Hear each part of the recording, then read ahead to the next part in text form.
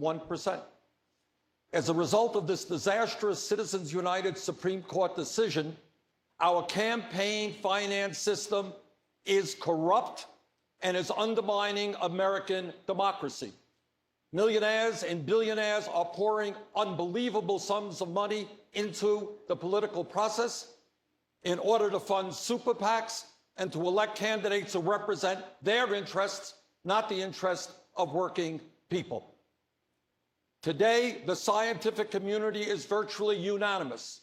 Climate change is real, it is caused by human activity, and we have a moral responsibility to transform our energy system away from fossil fuel to energy efficiency and sustainable energy and leave this planet a habitable planet for our children and our grandchildren. Today in America, into the political we have process, more people in order to fund super than any other country candidates who represent African American youth. Unemployment is 51%. Today, the scientific community is virtually 36%. Climate change, it seems to me, it is that instead of building more jails and we have providing more incarceration, maybe just maybe our energy we should be putting money away into education and jobs for our kids. What this campaign is about is whether we can mobilize our people to take back our government from a handful of billionaires and create the vibrant democracy we know we can and should have. Thank you.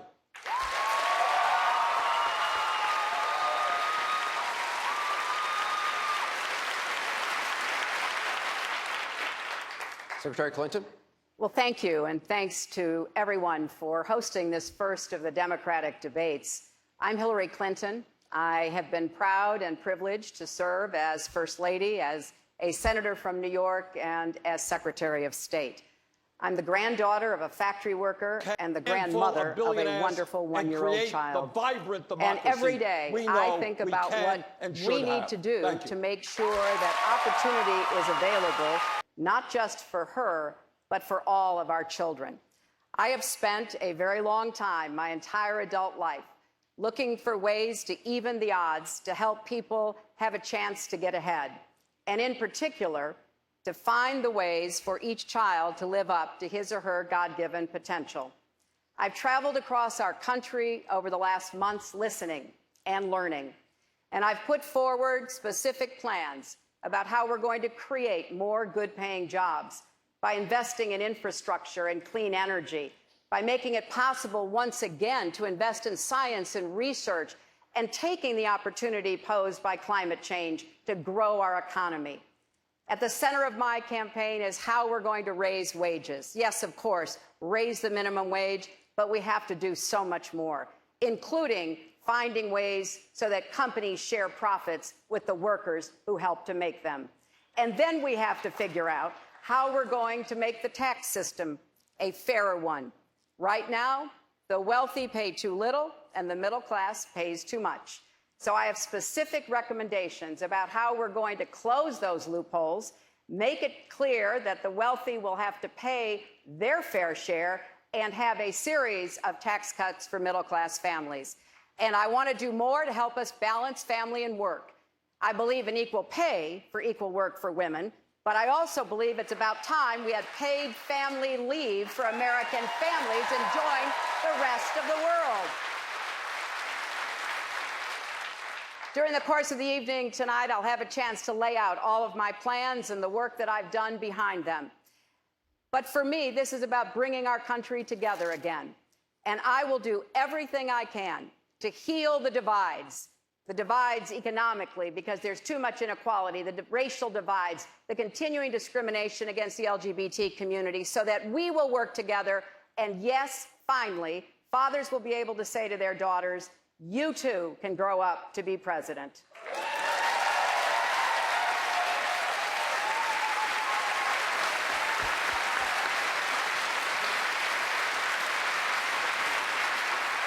Thank you all. It is time to start the debate. Are you all ready? All right. Let's begin. We're going to be discussing a lot of the issues, many of the issues, important issues that you have brought up, but I want to begin with concerns that voters have about each of the candidates here on the stage, that they have about each of you. Secretary Clinton, I want to start with you. Plenty of politicians evolve on issues, but even some Democrats believe you change your positions based on political expediency. You were against same-sex marriage, now you're for it. You defended President Obama's immigration policies, now you say they're too harsh. You supported his trade deal dozens of times. You even called it the gold standard. Now, suddenly last week, you're against it. Will you say anything to get elected? Well, actually, I have been very consistent over the course of my entire life. I have always fought for the same values and principles, but like most human beings, including those of us who run for office, I do absorb new information. I do look at what's happening in the world. Take the trade deal. I did say when I was Secretary of State 3 years ago that I hoped it would be the gold standard. It was just finally negotiated last week. And in looking at it, it didn't meet my standards for more new good jobs for Americans, for raising wages for Americans. And I want to make sure that I can look into the eyes of any middle-class American and say, this will help raise your wages, and I concluded I could not. Secretary Clinton, though, with all due respect, the question is really about political expediency. Just in July, New Hampshire, you told the crowd you, quote, take a backseat to no one when it comes to progressive values. Last month in Ohio, you said you plead guilty to, quote, being kind of moderate and center. Do you change your political identity based on who you're talking to? No, I think that like most people that I know, I have a range of views, but they are rooted in my values and my experience. And I don't take a backseat to anyone when it comes to progressive experience and progressive commitment. You know, when I left law school, my first job was with the Children's Defense Fund. And for all the years since, I have been focused on how we're going to unstack the deck and how we're going to make it possible for more people to have the experience I had, you know, to be able to come from a grandfather who was a factory worker, a father who was a small business person, and now asking the people of America to elect me president. Just for the record, are you a progressive or are you a moderate? I'm a progressive, but I'm a progressive who likes to get things done. And I know how to find common ground. And I know how to stand my ground, and I have proved that in every position that I've had, even dealing with Republicans who never had a good word to say about me, honestly.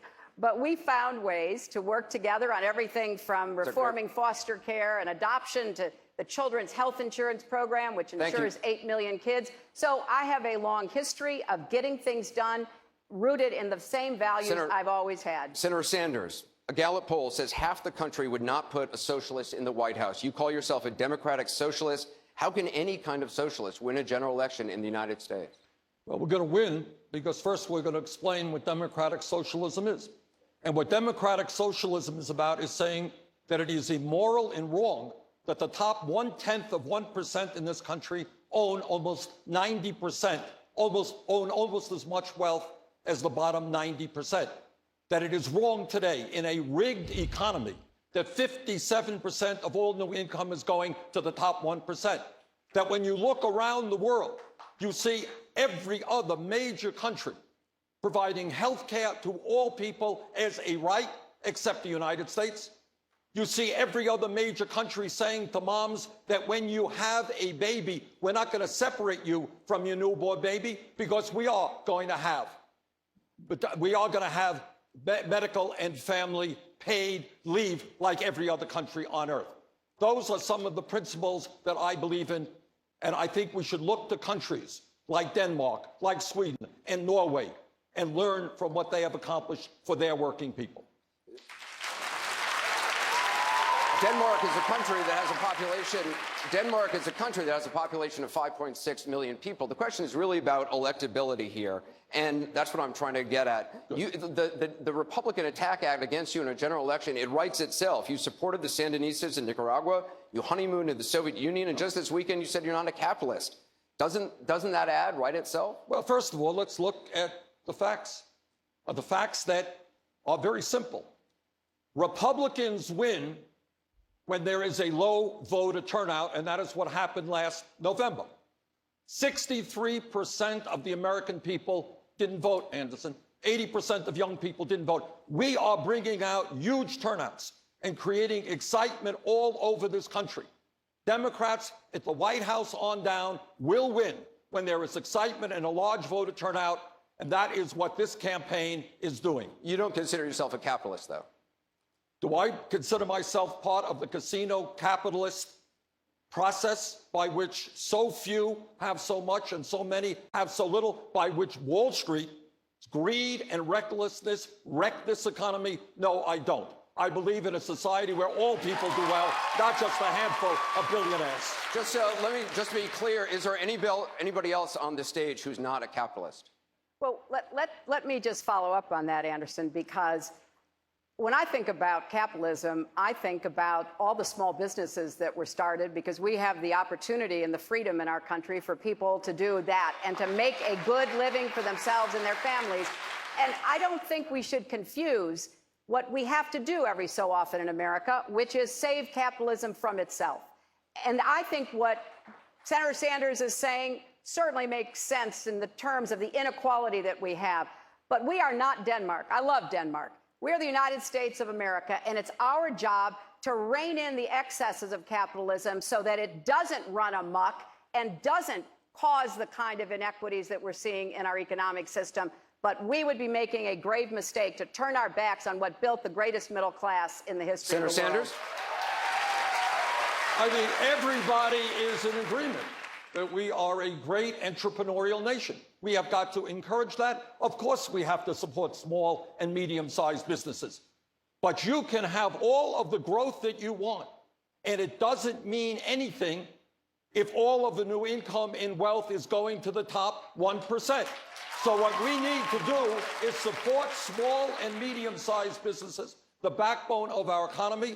But we have to make sure that every family in this country gets a fair shake, not just the billionaires. We're going to have a lot more on these issues, but I do want to just quickly get everybody in on the question of electability. Governor Chafee, you've been everything but a socialist. When you were senator from Rhode Island, you were a Republican. When you were elected governor, you were an independent. You've only been a Democrat for a little more than 2 years. Why should Democratic voters trust you won't change again? Anderson, you're looking at a block of granite when it comes to the issues. It seems like pretty soft granite, though. I mean, you've been a Republican, you've been an independent. Did you hear what I said Democrat. on the issues? I have not changed on the issues. I was a liberal Republican, then I was an independent, and now I'm a proud Democrat, but I have not changed on the issues. And I open my record to scrutiny, whether it's on the environment, a woman's right to choose, gay marriage, fiscal responsibility, aversion to foreign entanglements, using the tools of government to help the less fortunate. Time and time again, I have never changed. You're looking at a block of granite when it comes to the issues. So I have why not change changed. labels?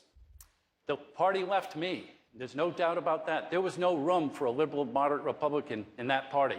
I even had a primary for my reelection in 2006. I won it, but the money poured in to defeat me in Rhode Island as a Republican. That's what we were up against. Governor Malley, the concern of voters about you is that you tout your record as Baltimore's mayor. As we all know, we all saw it, that city exploded in riots and violence in April. The current top prosecutor in Baltimore, also a Democrat, blames your zero-tolerance policies for sowing the seeds of unrest. Why should Americans trust you with the country when they see what's going on in the city that you ran for more than 7 years? Yeah, actually, I believe what she said was that there's a lot of policies that have led to this unrest. But Anderson, when I ran for mayor of Baltimore in 1999... She actually, just for the record, when she was asked which policies to name two, she said zero tolerance. I mean, there's a number of old policies that we were seeing the result of, that distrust of communities where communities don't want to step forward and say who killed a 3-year-old. It's a direct result of these failed policies. Let's talk about this a little bit. One of the things that was not reported during that heartbreaking night of unrest in Baltimore was that arrests had actually fallen to a 38-year low in the year prior to Freddie Gray's tragic death. Anderson, when I ran for mayor of Baltimore back in 1999, it was not because our city was doing well. It was because we had allowed ourselves to become the most violent, addicted, and abandoned city in America. And I ran and promised people that together we could turn that around. And we put our city on a path to reduce violent crime, or Part 1 crime, by more than any major city in America over the next 10 years. I did not make our city immune to setbacks, but I attended a lot of funerals, including one for a family of 7 who were firebombed in their sleep for picking up the phone in a poor African-American neighborhood and calling the police because of drug dealers on their corner. We've saved over 1,000 lives in Baltimore in the last 15 years of people working together, and the vast majority of them were young and poor and black. It wasn't easy on any day, but we saved lives and we gave our city a better future, improving police and community relations every single day that I was in office. In 1 year alone, though, 100,000 arrests were made in your city, a city of 640,000 people. The ACLU, the NAACP sued you, sued the city, and the city actually settled, saying a lot of those arrests were without probable cause. Well, I think the key word in your follow-up there was the word settled. That's true, that was settled. Arrests peaked in 2003, Anderson, but they declined every year after that as we restored peace in our poorer neighborhoods so that people could actually walk and not have to worry about their kids or their loved ones being victims of violent crime. Look, none of this is easy. None of us has all the answers. But together as a city, we saved a lot of lives. It was about leadership, it was about principle, and it was about bringing people together. Thank you. Senator Webb, in 2006, you called affirmative action state-sponsored racism. In 2010, you wrote an op-ed saying it discriminates against whites. Given that nearly half the Democratic Party is non-white, aren't you out of step with where the Democratic Party is now? No, actually, I believe that I am where the Democratic Party traditionally has been. The Democratic Party, and the reason I decided to run as a Democrat, has been the party that gives people who otherwise have no voice in the corridors of power a voice. And that is not determined by race. And as a clarification, I have always supported affirmative action for African Americans. That's the way the program was originally designed because of their unique history in this country with slavery and the Jim Crow laws that followed. What I have discussed a number of times is the idea that when we create diversity programs that include everyone, quote, of color, other than white, struggling whites like the families in the Appalachian Mountains, we're not being true to the Democratic Party principle of elevating the level of consciousness among our people about the hardships that a lot of people who happen to be white have, by culture, by the way. Senator Webb, thank you very much. Let's move on to some of the most pressing issues facing our country right now, some of the biggest issues right now in the headlines today. We're going to start with the guns. The shooting in Oregon earlier this month. Once again, it brought the issue of guns into the national conversation. Over the last week, guns have been the most discussed political topic on Facebook by 2 to 1.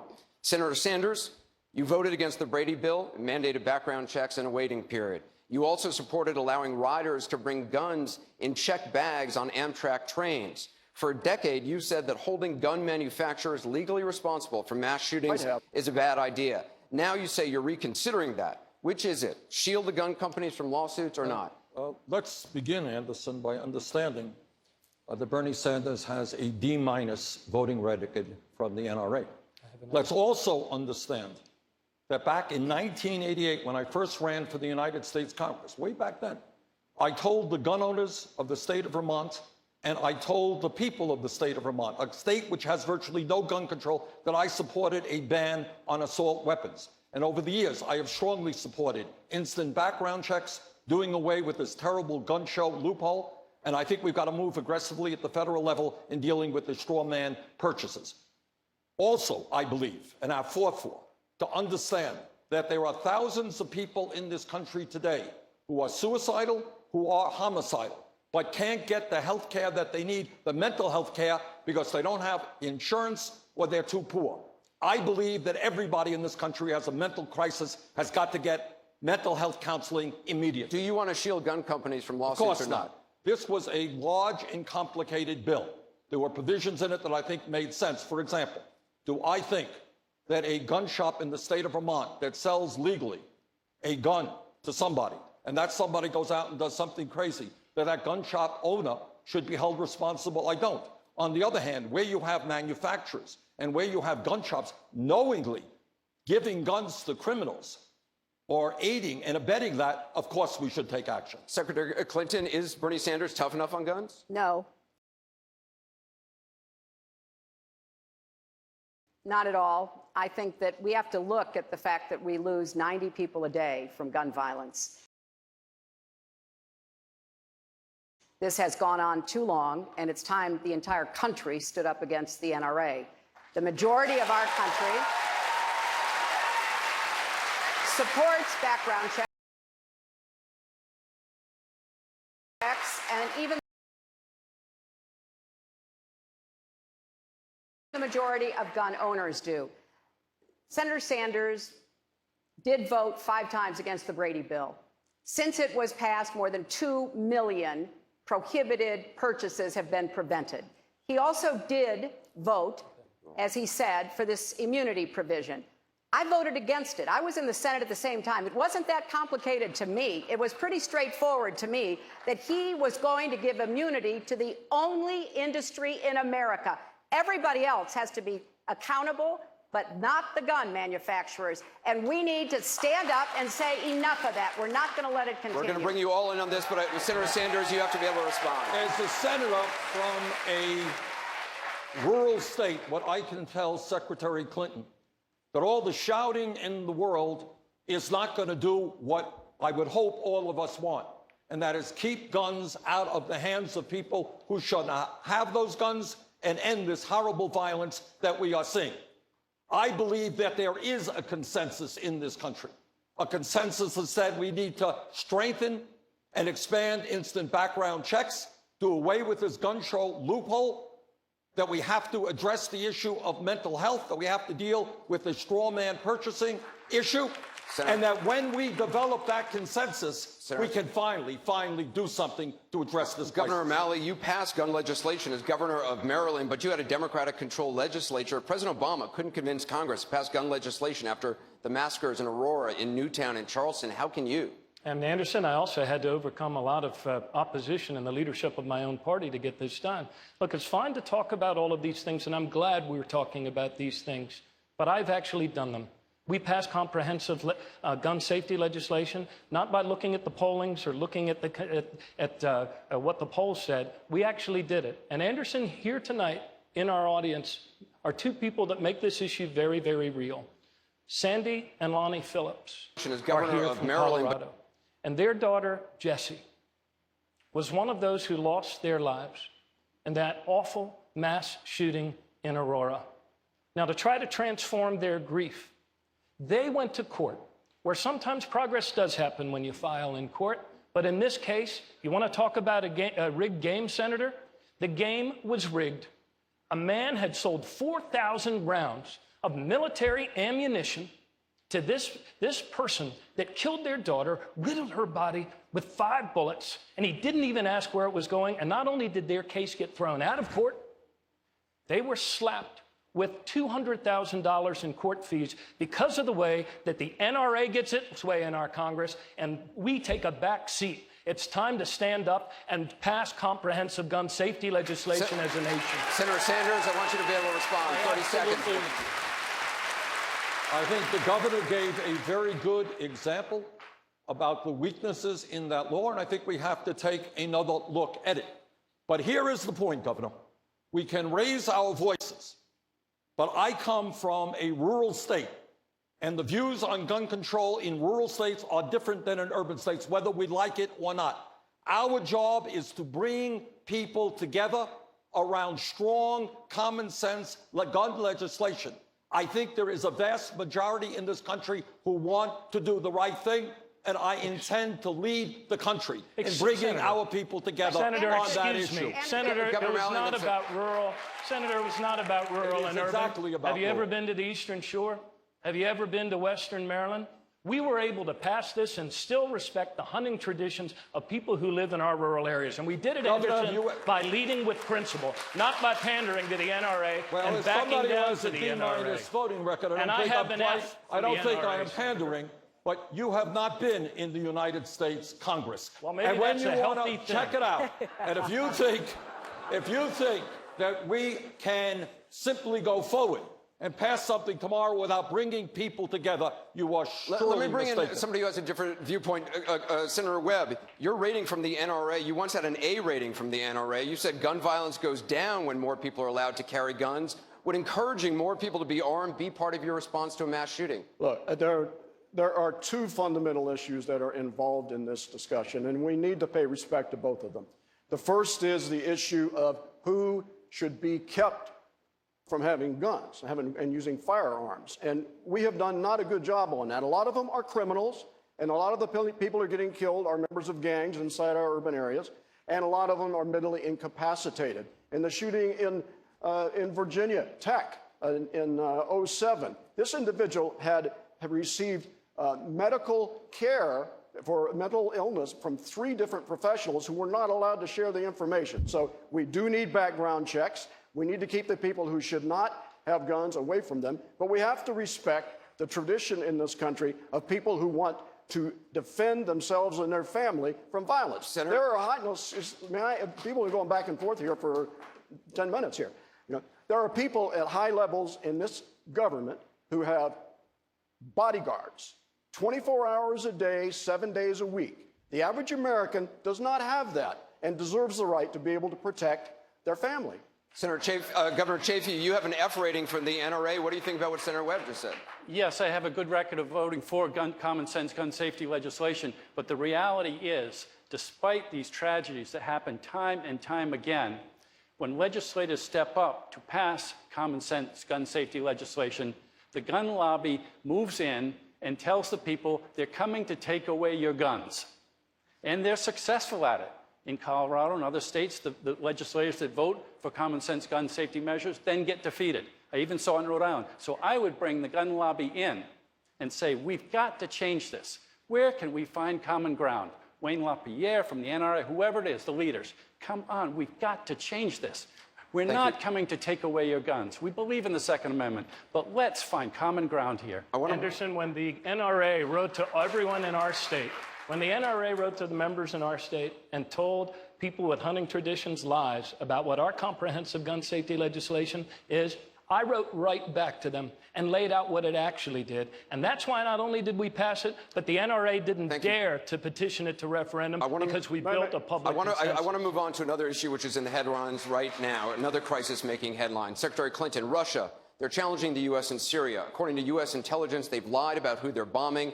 You spearheaded the reset with Russia. Did you underestimate the Russians as president? What would your response to Vladimir Putin be right now in Syria? Well, first of all, we got a lot of business done with the Russians when Medvedev was the president and not Putin. We got a nuclear arms deal. We got the Iranian sanctions. We got an ability to bring important material and equipment to our soldiers in Afghanistan. There's no doubt that when Putin came back in and said he was going to be president, that did change the relationship. We have to stand up to his bullying, and specifically in Syria, it is important, and I applaud the administration because they are engaged in talks right now with the Russians to make it clear that they've got to be part of the solution to try to end that bloody conflict and to provide safe zones so that people are not going to have to be flooding out of Syria at the rate they are. And I think it's important, too, that the United States make it very clear to Putin that it's not acceptable for him to be in Syria creating more chaos, bombing people on behalf of Assad. And we can't do that if we don't take more of a leadership position, which is what I'm advocating. Senator Sanders, what would you do differently? Well, let's understand that when we talk about Syria, you're talking about a quagmire in a quagmire. You're talking about groups of people trying to overthrow Assad, other groups of people fighting ISIS. You're talking about people who are fighting ISIS using their guns to overthrow Assad, and vice versa. I'm the former chairman, Anderson, of the Senate Veterans Committee. And in that capacity, I learned a very powerful lesson about the cost of war. And I will do everything that I can to make sure that the United States does not get involved in another quagmire like we did in Iraq, the worst foreign policy blunder in the history of this country. We should be putting together a coalition of Arab countries who should be leading the effort. We should be supportive. But I do not support American ground troops in Syria. On this issue of foreign policy, I want to go to Dana Bash. Nobody does, Senator Sanders. I want to go over to Dana Bash. Dana? Governor Chafee, you were the only Republican in the Senate to vote against the Iraq War. You say Secretary Clinton should be disqualified from the presidency because she voted in favor of using force in Iraq. She has since said that her vote was a mistake. Why isn't that good enough? We just heard Senator Sanders say that it's the worst decision in American history. That's very significant. The worst decision in American history. I just heard from Senator Sanders. So as we look ahead, if you're going to make those poor judgment calls at critical time in our history, we just finished with the Vietnam era, getting back into another quagmire. if you're looking ahead and you're looking at someone that made that poor decision in 2002 to go into Iraq when there was no real evidence of weapons of mass destruction in Iraq, I know because I did my homework. And so that's an indication of how someone will perform in the future, and that's what's important. Secretary Clinton, he's questioning your judgment. Well, I recall very well being on a debate stage, I think about 25 times, with then Senator Obama, debating this very issue. After the election, he asked me to become Secretary of State. He valued my judgment, and I spent a lot of time with him in the Situation Room, going over some very difficult issues. You know, I agree completely. We don't want American troops on the ground in Syria. I never said that. What I said was we had to put together a coalition, in fact, something that I worked on before I left the State Department to do. And yes, it should include Arabs, people in the region, because what I worry about is what will happen with ISIS gaining more territory, having more reach, and frankly posing a threat to our friends and neighbors in the region and far beyond. So I think whether you're talking about the tough decision that President Obama had to make about Osama bin Laden, where I was one of his few advisors, or putting together that coalition to impose sanctions on Iran, I think I have a lot of evidence about what I would do as president. Senator Sanders, I want to bring you in here. My question for you is, as a congressman, you voted against the Iraq War. You voted against the Gulf War. You're just talking about Syria. But under what circumstances would a President Sanders actually use force? Let me just respond to something the Secretary said. First of all, she is talking about, as I understand it, a no-fly zone in Syria, which I think is a very dangerous situation, could lead to real problems. Second of all, I heard the same evidence from President Bush and Dick Cheney and Don Rumsfeld about why we should overthrow Saddam Hussein and get involved in the war. I would urge people to go to BernieSanders.com, hear what I said in 2002. And I say without any joy in my heart that much of what I thought would happen about the destabilization, in fact, did happen. So I think the president is trying very hard to thread a tough needle here, and that is to support those people who are against Assad, against ISIS, without getting us on the ground there. And that's the direction I believe we should have to go. But Senator Sanders, you didn't answer the question. Under what circumstances would you actually use force? Well, obviously, I voted when President Clinton said, let's stop ethnic cleansing in Kosovo. I voted for that. I voted to make sure that Osama bin Laden was held accountable in Afghanistan when our country is threatened, or when our allies are threatened. I believe that we need coalitions to come together to address the major crises of this country. I do not support the United States getting involved in unilateral action. Let's work with our allies. I'm going to bring you all in on this. Governor O'Malley, Secretary Clinton voted to authorize military force in Iraq, supported more troops in Afghanistan. As Secretary of State, she wanted to arm Syrian rebels and push for the bombing of Libya. Is she too quick to use military force? Anderson, no president, no commander-in-chief should take the military option off the table, even if most of us would agree that it should be the last option. What disturbed people so much about, and I would agree with Senator Sanders on this, leading us into Iraq under false pretenses and telling us as a people that there were weapons of mass destruction there was one of the worst blunders in modern American history. But the reason why people remain angry about it is because people feel like a lot of our legislators got railroaded in a war fever and by polls. And I remember being at a dinner shortly before that invasion. People were talking and saying, well, it'll take us just a couple years to rebuild democracy. And I thought, has this world gone mad? Whenever we go, in contrary to John Quincy Adams' advice, searching the world for monsters to destroy, and when we use political might to take at the expense of democratic principle, we hurt ourselves and we hurt our kids. Does she want to use military force too rapidly? I believe that as president, I would not be so quick to pull for a military tool. I believe that a no-fly zone in Syria at this time, actually, Secretary, would be a mistake.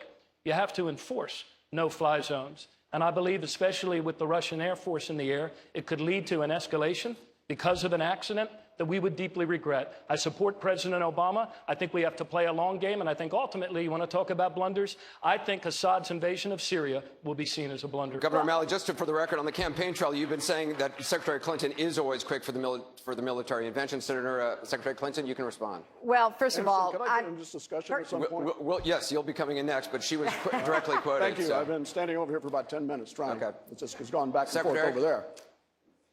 well, I am in the middle here, and lots of things coming from all directions. You got the lucky You stick. know, I have to say, I was very pleased when Governor O'Malley endorsed me for president in 2008, and I enjoyed his strong support in that campaign, and I consider him obviously a friend. Let me say, because there's a lot of loose talk going on here, we are already flying in Syria, just as we are flying in Iraq. Right. The president has made a very tough decision. What I believe, and why I have advocated that the no-fly zone, which of course would be in a coalition, be put on the table, is because I'm trying to figure out what leverage we have to get Russia to the table. You know, diplomacy is not about getting to the perfect solution. It's about how you balance the risk. Thank you. And I think we have an opportunity here. And I know that inside the administration, this is being hotly debated to get that leverage, to try to get the Russians to have to deal with everybody in the region to begin to move toward a political, diplomatic solution in Syria. Senator Webb, you said as president you would never have used military force in Libya and that the attack on the U.S. consulate in Benghazi was, in your words, inevitable. Should Secretary Clinton have seen that attack coming? Look, let's start. I'm trying to get into this conversation for about 10 minutes. Let's start with why Russia is in Syria right now. There are 3 strategic failings that have allowed this to occur. The first was the invasion of Iraq, which destabilized ethnic elements in Iraq and empowered Iran. The second was the Arab Spring, which created huge vacuums in Libya and in Syria that allowed terrorist movements to move in there. And the third was the recent deal allowing Iran to move forward and eventually acquire a nuclear weapon, which sent bad signals, bad body language into the region about whether we are acquiescing in Iran becoming a stronger piece of the formula in that part of the world. Now, I say this as someone who's been 5 years in the Pentagon and who opposed the war in Iraq, whose son fought in Iraq, I fought in Vietnam. But if you want a place where we need to be in terms of our national strategy of focus, the greatest strategic threat that we have right now is resolving our relationship with China. And we need to do this because of their aggression in the region. We need to do it because of the way they treat their own people. And I would say this. I've been waiting for 10 minutes. I will say this. You're over your time, though.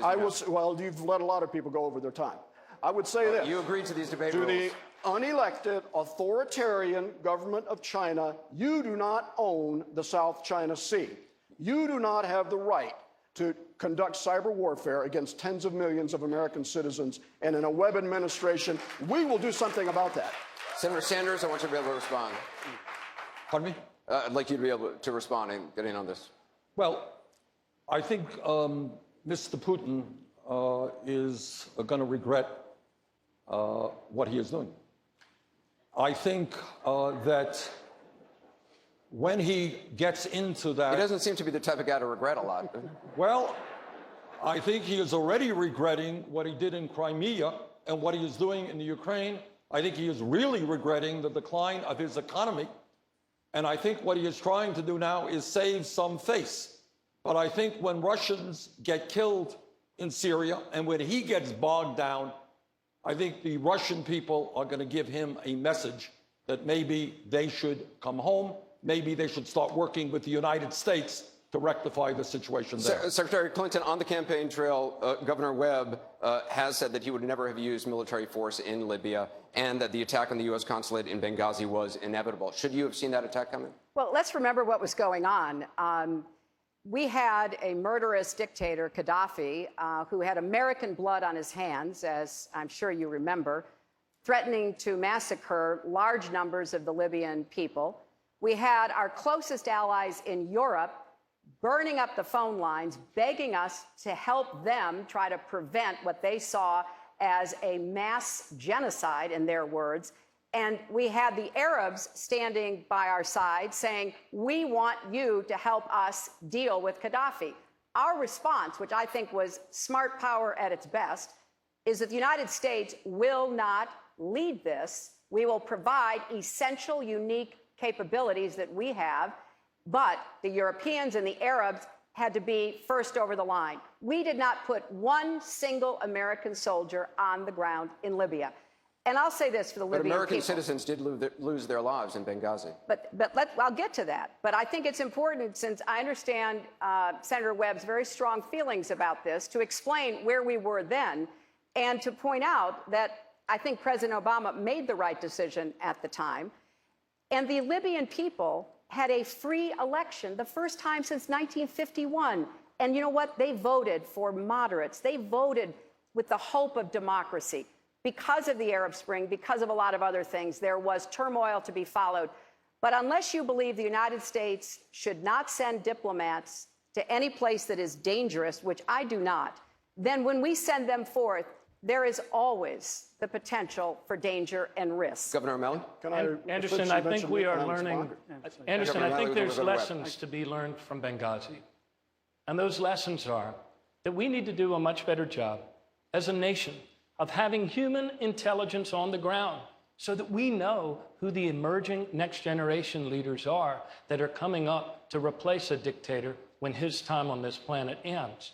And I believe that's what Chris Stevens was trying to do. But he did not have the tools. We have failed as a country to invest in the human intelligence that would allow us to make not only better decisions in Libya, but better decisions in Syria today. And it's a huge national security failing. Senator Webb, I want you to be able to Thank you. respond. Anderson, I'd Look, like this was Scott not- here too, please. Senator Webb? This is not about Benghazi per se. For me, it is the inevitability of something like Benghazi occurring in the way that we intervened in Libya. We had no treaties at risk. We had no Americans at risk. There was no threat of attack or imminent attack. There is plenty of time for a president to come to the Congress and request authority to use military force in that situation. I called for it on the Senate floor again and again. I called for it in Senate hearings. It is not a wise thing to do, and if people think it was a wise thing to do, try to get to the Tripoli airport today. You can't do it. Secretary Webb, you served in Vietnam. You're a Marine. Once a Marine, always a Marine. You served as a Marine in Vietnam. You're a decorated war hero. You eventually became Secretary of the Navy. During the Vietnam War, the man standing next to you, Senator Sanders, applied for status as a conscientious objector. Given his history, can he serve as a credible commander-in-chief? Now, everybody makes their decisions, particularly when the time there is conscription.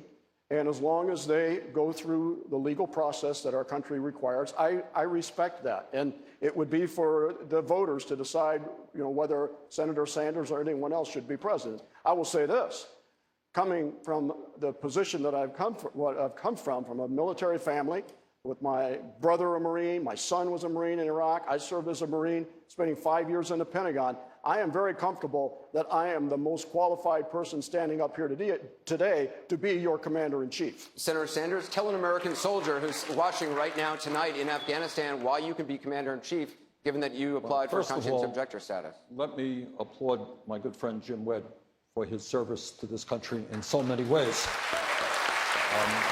Jim and I, under Jim's leadership, as he indicated, passed the most significant veterans education bill in recent history. We followed suit with, a few years later, passing, under my leadership, the most significant veterans health care legislation in the modern history of this country.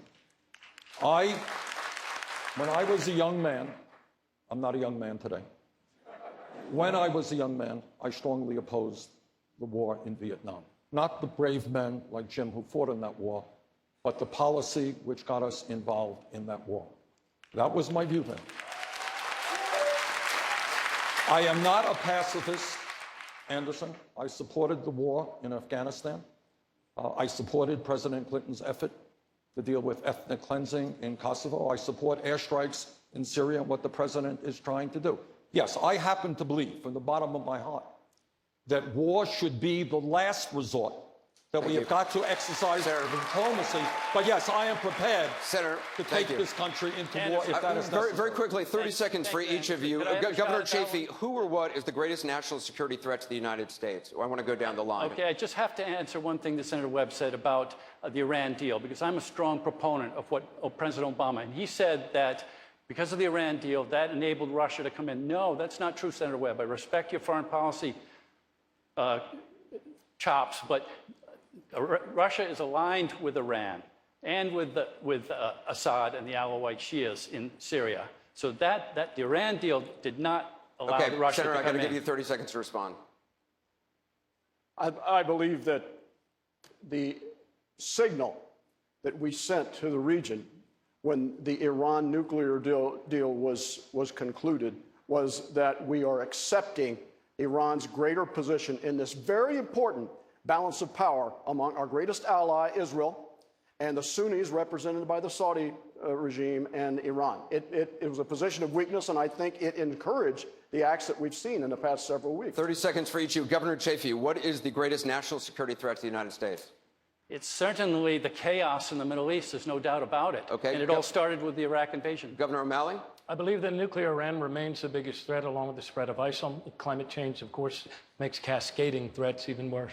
Secretary Clinton, the greatest national security threat. I think it has to be continuing threat from the spread of nuclear weapons, nuclear material that can fall into the wrong hands. I know the terrorists are constantly seeking it, and that's why we have to stay vigilant, but also united around the world to prevent that. Senator Sanders, greatest national The security scientific community is telling us if we do not address the global crisis of climate change, transform our energy system away from fossil fuel to sustainable energy, the planet that we're going to be leaving our kids and our grandchildren may well not be habitable. That is a major crisis. Senator Webb? Our greatest long-term strategic challenge is our relations with China. Our greatest day-to-day threat is cyber warfare against this country. Our greatest military operational threat is resolving these situations in the Middle East. All right, we're going to take a short break. Do these candidates see eye to eye on an issue that is driving a big wedge between Republicans? That is next. We'll be right back.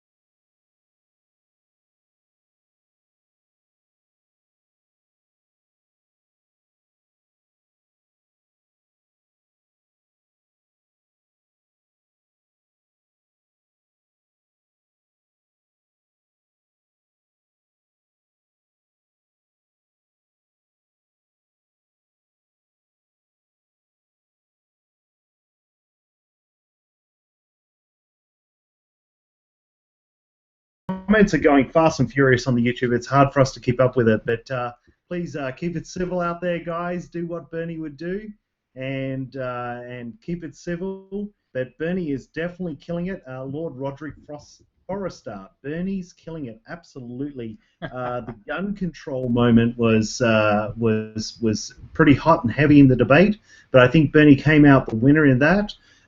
There was the Iraq comment.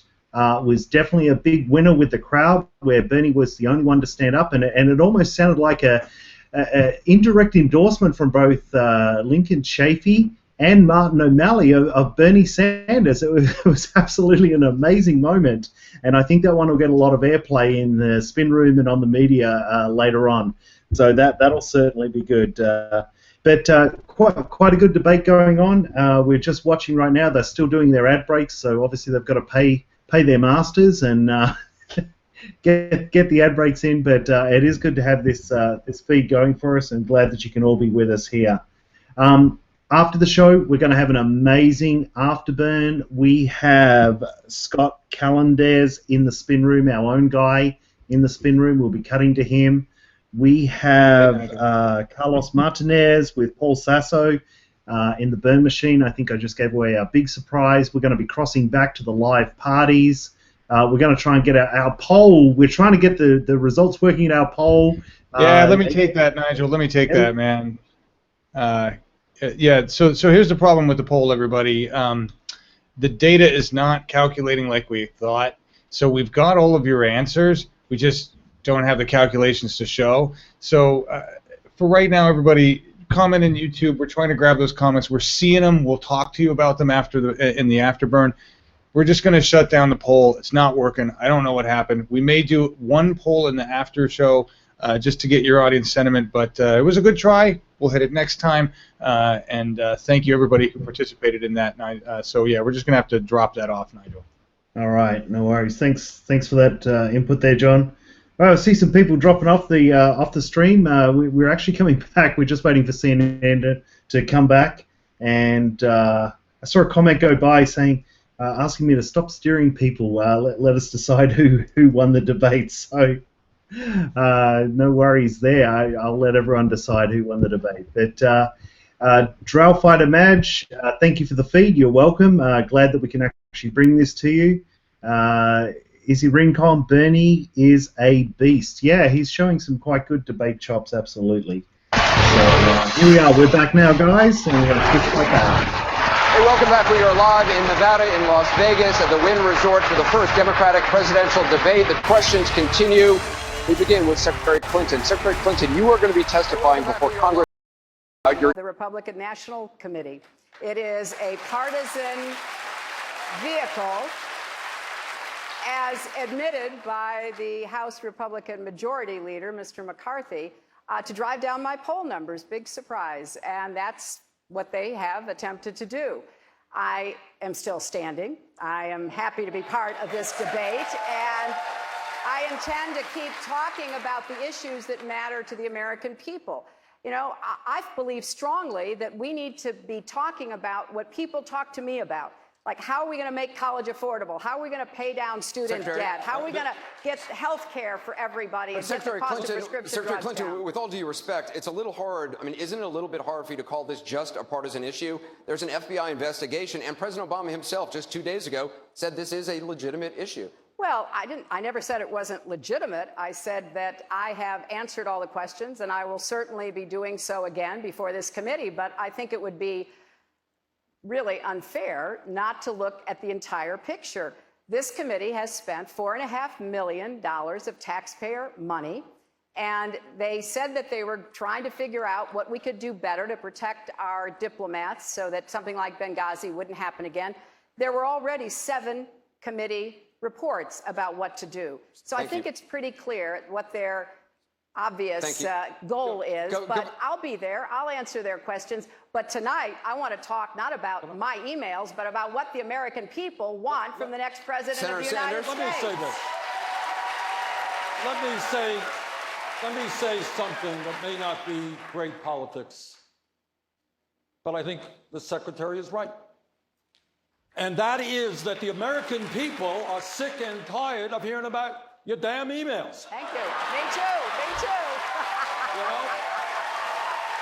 The middle class, Anderson, and let me say something about the media as well. I go around the country, talk to a whole lot of people. Middle class of this country is collapsing. We have 27 million people living in poverty. We have massive wealth and income inequality. Our trade policies have cost us millions of decent jobs. The American people want to know whether we're going to have a democracy or an oligarchy as a result of Citizens United. Enough of the emails. Let's talk about the real issues facing America. Thank you, Bernie. Thank you. Anderson?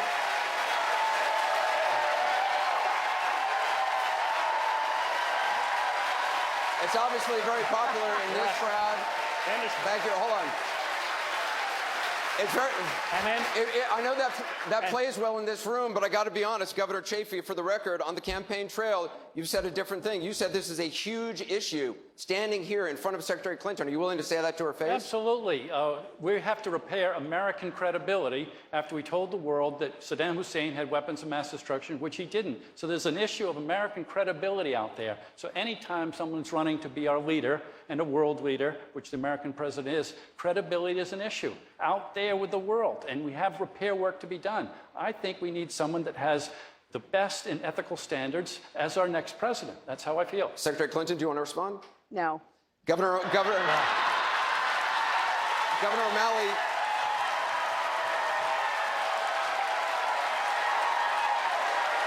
again, it's popular in the room, but a lot of people do want to know these answers.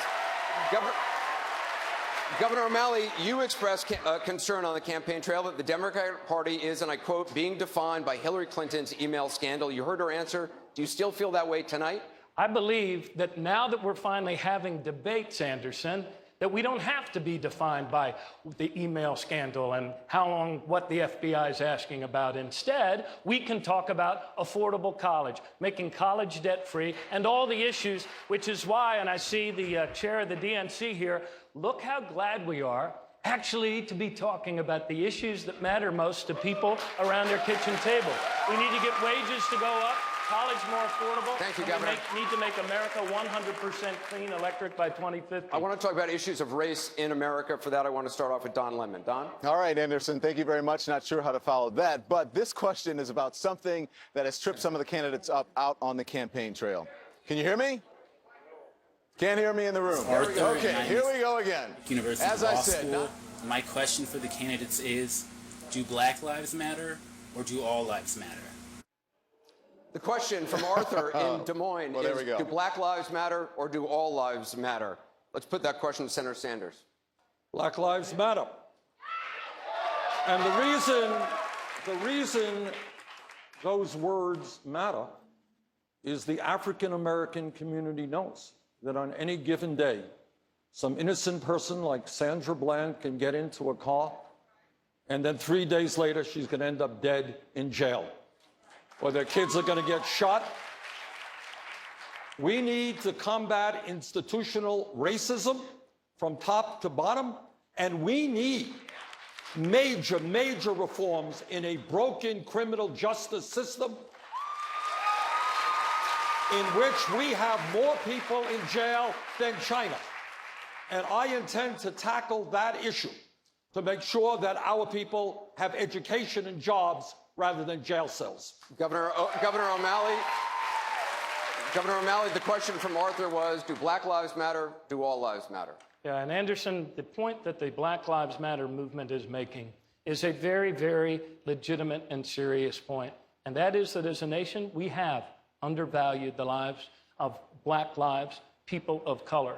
When I ran for mayor of Baltimore, we were burying over 350 young men every single year, mostly young and poor and Black.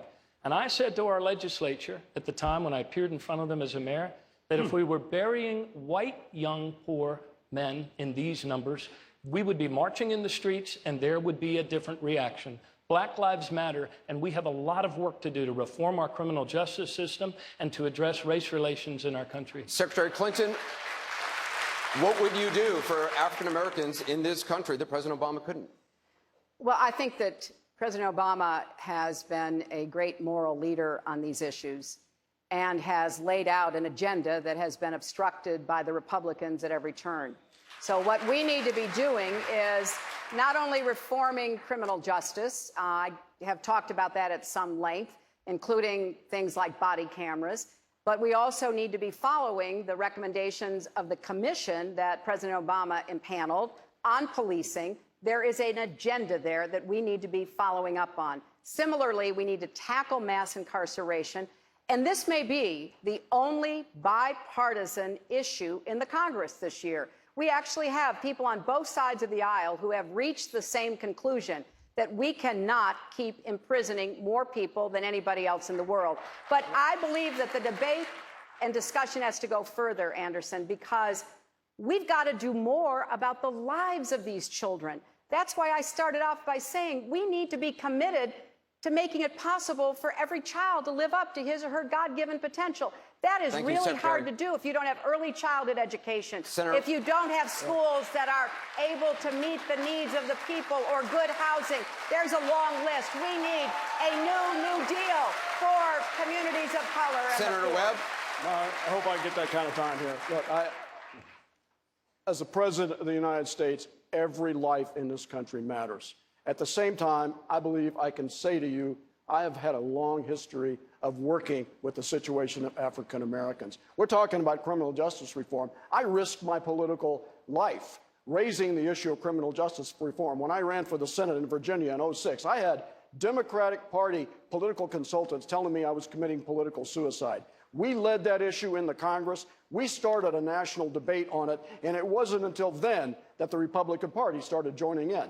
I also represented a so-called war criminal, African-American Marine who was wounded, who was convicted of murder in Vietnam for 6 years. He took his life 3 years into this. I cleared his name after 3 years. Thanks, and Senator. I put the African-American soldier on the mall. I made that recommendation and fought for it. So if you want someone who can stand up in front of you right now and say, I have done the hard job, I have taken the risks, I am your person. Senator Sanders, let's talk about income inequality. Wages and incomes are flat. You've argued that the gap between rich and poor is wider than at any time since the 1920s. We've had a Democratic president for 7 years. What are you going to be able to do that President Obama didn't? Well, first of all, let's remember where we were when Bush left office. We were losing 800,000 jobs a month. And I know my Republican friends seem to have some amnesia on this issue, but the world's financial crisis was on the verge, world's financial markets system was on the verge of collapse. That's where we were. Are we better off today than we were then? Absolutely. But the truth is that for the last 40 years, the great middle class of this country has been disappearing. And in my view, what we need to do is create millions of jobs by rebuilding our crumbling infrastructure, raise the minimum wage to $15 an hour, have pay equity for women workers, end our disastrous trade policies, which have cost us millions of jobs, and make every public college and university in this country tuition free. Secretary Anderson, Clinton, I need to jump in on this I'll let you jump in a moment. Anderson, Everybody will get in on this in a moment. Secretary Clinton, how would you address this issue? In all candor, you and your husband are part of the 1%. How can you credibly represent the views of the middle class? Well, you know, both Bill and I have been very blessed. Neither of us came from wealthy families, and we've worked really hard our entire lives. And I want to make sure every single person in this country has the same opportunities that he and I have had to make the most of their God-given potential and to have the chances that they should have in America for a good education, good job training, and then good jobs. I have a 5-point economic plan because this inequality challenge we face, we have faced it at other points. It's absolutely right. It hasn't been this bad since the 1920s. But if you look at the Republicans versus the Democrats when it comes to economic policy, there is no comparison. Thank you. The economy does better when you have a Democrat in the White House, and that's why we need to have a Democrat in the White House in January 2017. Governor O'Malley, I want you to be able to... Yep. Anderson, I want to associate myself with many of the items that the senator from Vermont mentioned, and I actually did them in our state. We raised the minimum wage, passed the living wage, invested more in infrastructure, went 4 years in a row without a penny's increase for college tuition. But there's another piece that Senator Sanders left out tonight, but he's been excellent about underscoring that. And that is that we need to separate the casino, speculative, mega bank gambling that we have to ensure with our money from the commercial banking, namely reinstating Glass-Steagall. Secretary Clinton mentioned my support 8 years ago, and Secretary, I was proud to support you 8 years ago, but something happened in between, and that is, Anderson, a Wall Street crash that wiped out millions of jobs and millions of savings for families, and we are still just as vulnerable, Paul Volcker says today. We need to reinstate Glass-Steagall, and that's a huge difference on this stage among us as candidates. I do, just for viewers at home who may not be reading up on this, Glass-Steagall's Depression-era banking laws repealed in 1999 and prevented commercial banks from engaging in investment banking and insurance activities. Secretary Clinton, I mean, he raises a fundamental difference on this stage. Senator Sanders wants to break up the big Wall Street banks. You don't. You say charge the banks more, continue to monitor them. Why is your plan better? Well, my plan is more comprehensive, and frankly, it's tougher because, of course, we have to deal with the problem that the banks are still too big to fail. We can never let the American taxpayer and middle-class families ever have to bail out the kind of speculative behavior that we saw. But we also have to worry about some of the other players. AIG, a big insurance company, Lehman Brothers, an investment bank. There's this whole area called shadow banking. That's where the experts tell me the next potential problem could come from. So I'm with both Senator Sanders and Governor O'Malley in putting a lot of attention onto the banks. And the plan that I have put forward would actually empower regulators to break up big banks if we thought they posed a risk. but I want to make sure we're going to cover everybody, not what caused the problem last time, but what could cause it next Senator time. Sanders, Secretary Clinton just said that her policy is tougher than yours. Well, that's not true. Why? Let us be clear that the greed and recklessness and illegal behavior of Wall Street, where fraud is a business model, helped to destroy this economy and the lives of millions of people. Check the record. In the 1990s, and in all due respect, in the 1990s, when I had the Republican leadership and Wall Street spending billions of dollars in lobbying, when the Clinton administration, when Alan Greenspan said what a great idea it would be to allow these huge banks to merge, Bernie Sanders fought them and helped lead the opposition to deregulation. Today, it is my view that when you have the three largest banks in America are much bigger than they were when we bailed them out for being too big to fail, we have got to break them up. Secretary Clinton, you have to be able to respond. He brought you up. You know, I respect the passion and intensity. I represented Wall Street as a senator from New York, and I went to Wall Street in December of 2007, before the big crash that we had, and I basically said, cut it out. Quit foreclosing on homes. Quit engaging in these kinds of speculative behaviors. I took on the Bush administration for the same thing. So I have thought deeply and long about what we're going to do exactly what I think both the senator and the governor want, which is to rein in and stop this risk. And my plan would have the potential of actually sending the executives to jail. Nobody went to jail after $100 billion in fines were paid, and would give regulators the authority to go after the big banks. But I'm telling you, I will say it tonight, if only you look at the big banks, you may be missing the forest for the trees. We've got to look at all the other financial institutions. In my view, Bernie, say my you name do so not, can I go will into give you a this. second. Okay, thank you. I'll tell him. In my view, Secretary Clinton, you do not, Congress does not regulate Wall Street. Wall Street regulates Congress.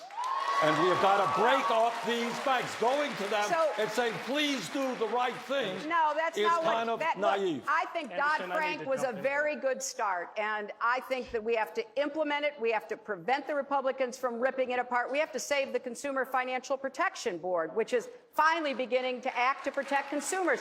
We have work to do. You get no argument from me. But I know if we don't come in with a very tough and comprehensive approach like the plan I'm recommending, we're going to be behind instead of ahead Governor of what Malley, the next crisis where do you could stand? be. Anderson, look, this is the big banks. I mean, once we repealed Glass-Steagall back in the late 1999s, the big banks, the six of them, went from controlling with the equivalent of 15% of our GDP to now 65% of our GDP. And right before this debate, Secretary Clinton's campaign put out a lot of reversals on positions on Keystone and many other things.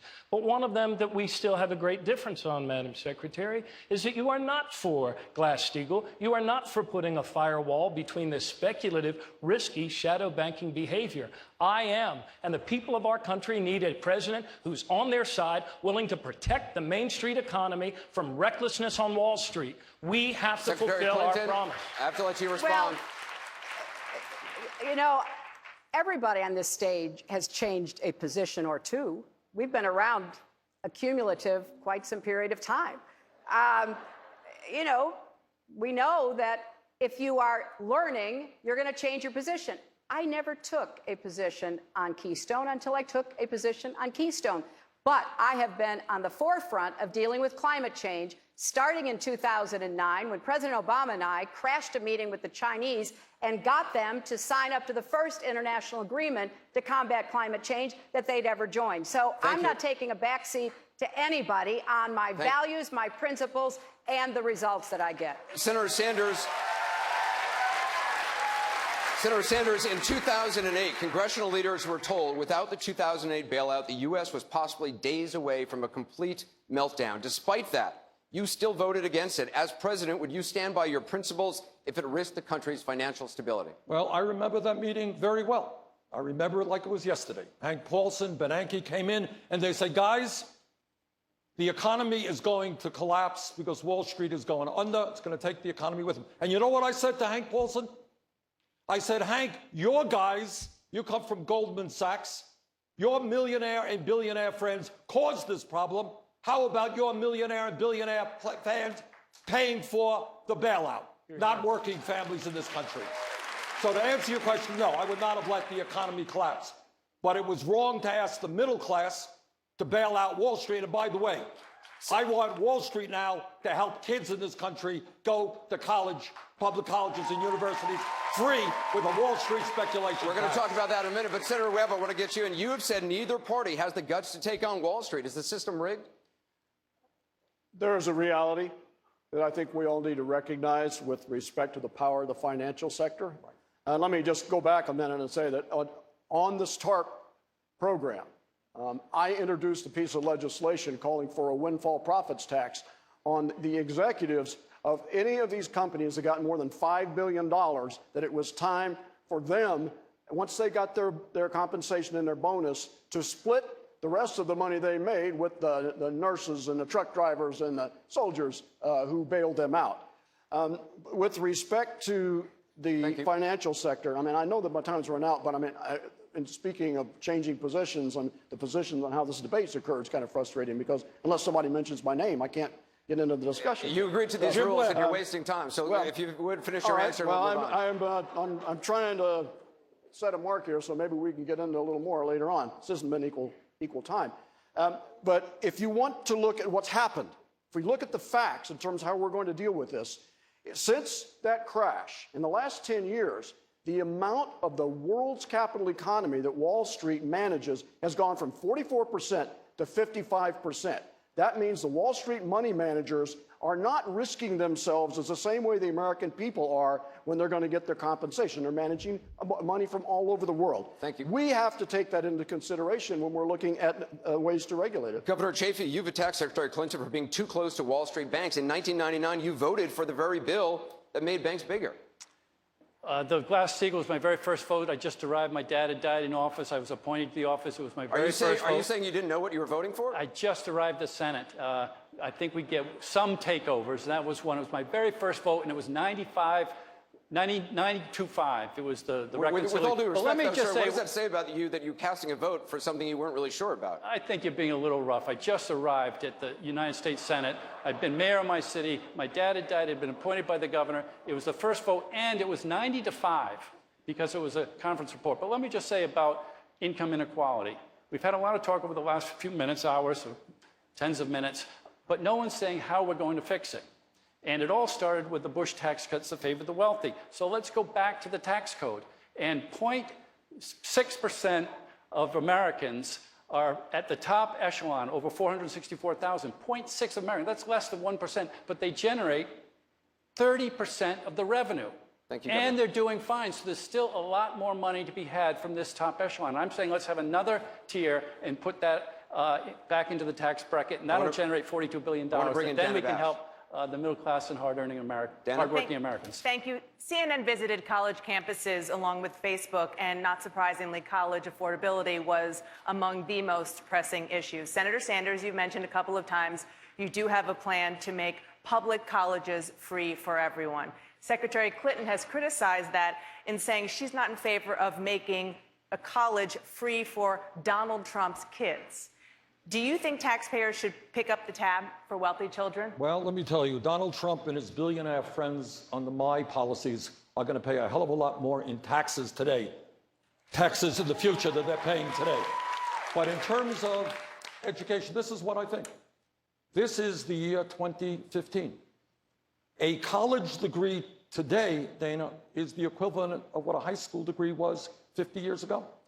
And what we said 50 years ago and 100 years ago is that every kid in this country should be able to get a high school education regardless of the income of their family. I think we have to say that is true for everybody going to college. I think we don't need a complicated system, which the secretary is talking about. Your income goes up, your income is down. If you're poor, you have to work, and so forth and so on. I pay for my program, by the way, through a tax on Wall Street speculation, which will not only make public colleges and universities tuition-free, it will substantially lower interest rates on college debt, a major crisis in this country. And Secretary Clinton, it's not just college tuition.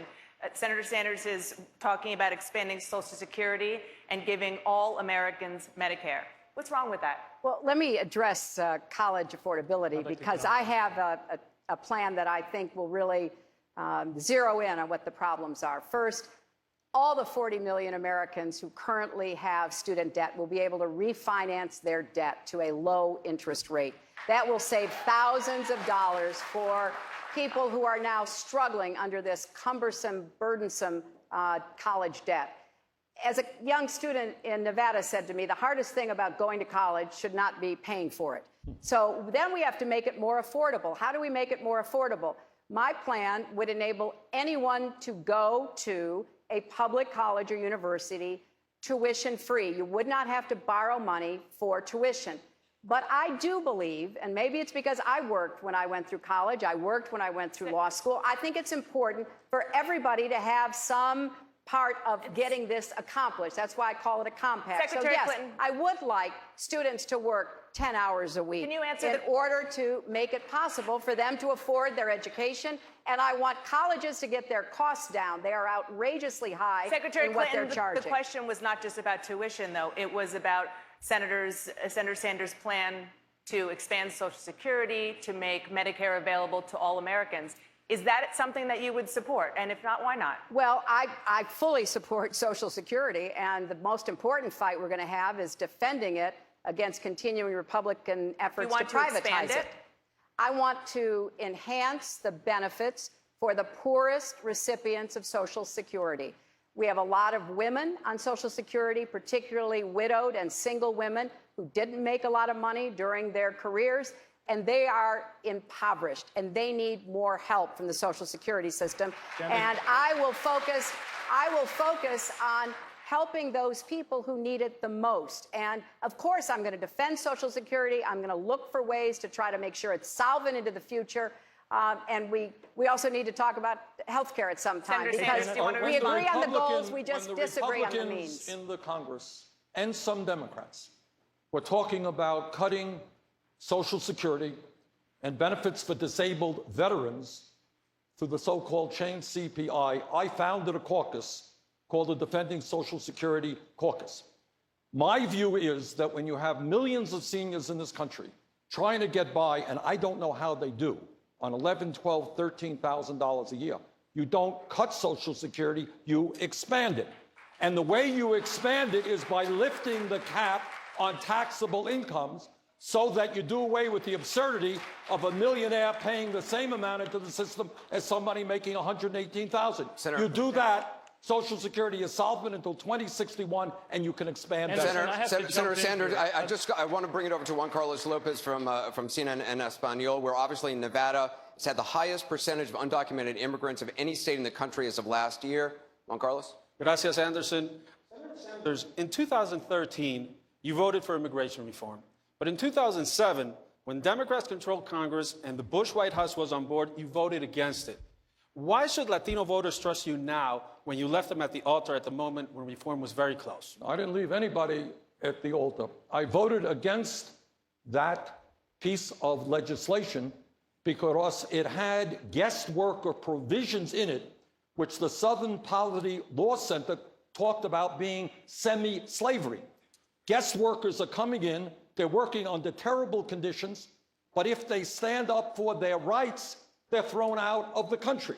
I was not the only progressive to vote against that legislation for that reason. Tom Harkin, a very good friend of Hillary Clinton's and mine, one of the leading labor advocates, also voted against that. Tom Harkin isn't running for president. I know you that, are. but a point being is that progressives did vote against that for that reason. My view right now, and always has been, is that when you have 11 million undocumented people in this country, we need comprehensive immigration reform. We need a path toward citizenship. We need to take people out of the shadows. And Juan Carlos. Secretary Clinton, Governor O'Malley wants to open up Obamacare to millions of undocumented immigrants and their children, including almost 90,000 people right here in Nevada. Do you? Well, first of all, I want to make sure every child gets health care. That's why I helped to create the Children's Health Insurance Program, and I want to support states that are expanding health care and including undocumented children and others. I want to open up the opportunity for immigrants to be able to buy in to the exchanges under the Affordable Care Act. I think to go beyond that, as I understand what Governor O'Malley has recommended, so that they would get the same subsidies, I think that is it raises so many issues.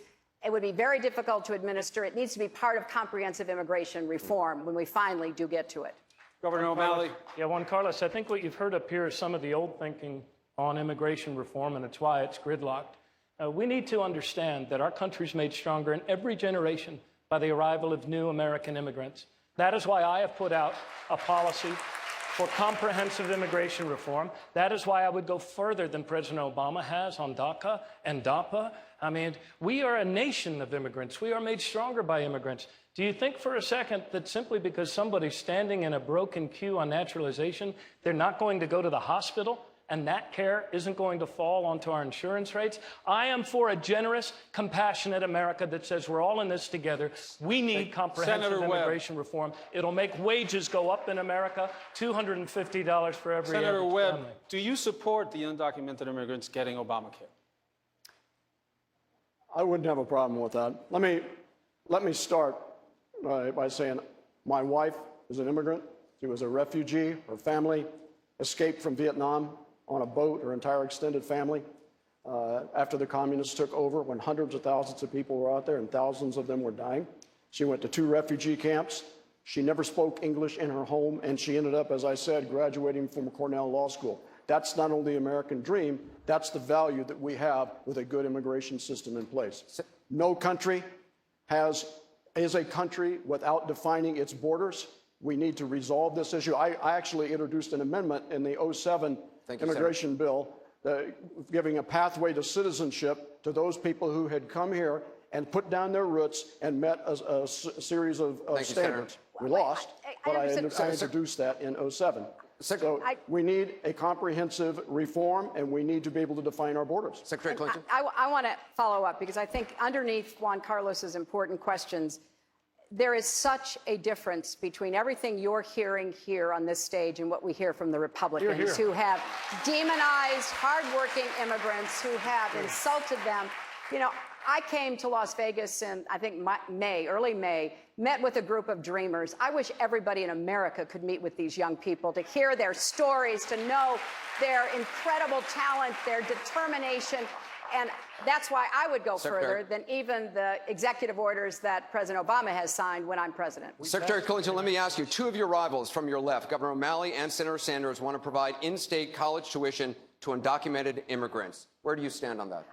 My plan would support any state that takes that position and would work with those states and encourage more states to do the same thing. So on the record, you believe that undocumented immigrants should get in-state college tuition? If their states agree, then we want more states to do the same. Governor O'Malley? And Anderson, we actually did this in my state of Maryland. We passed a state version of the DREAM Act.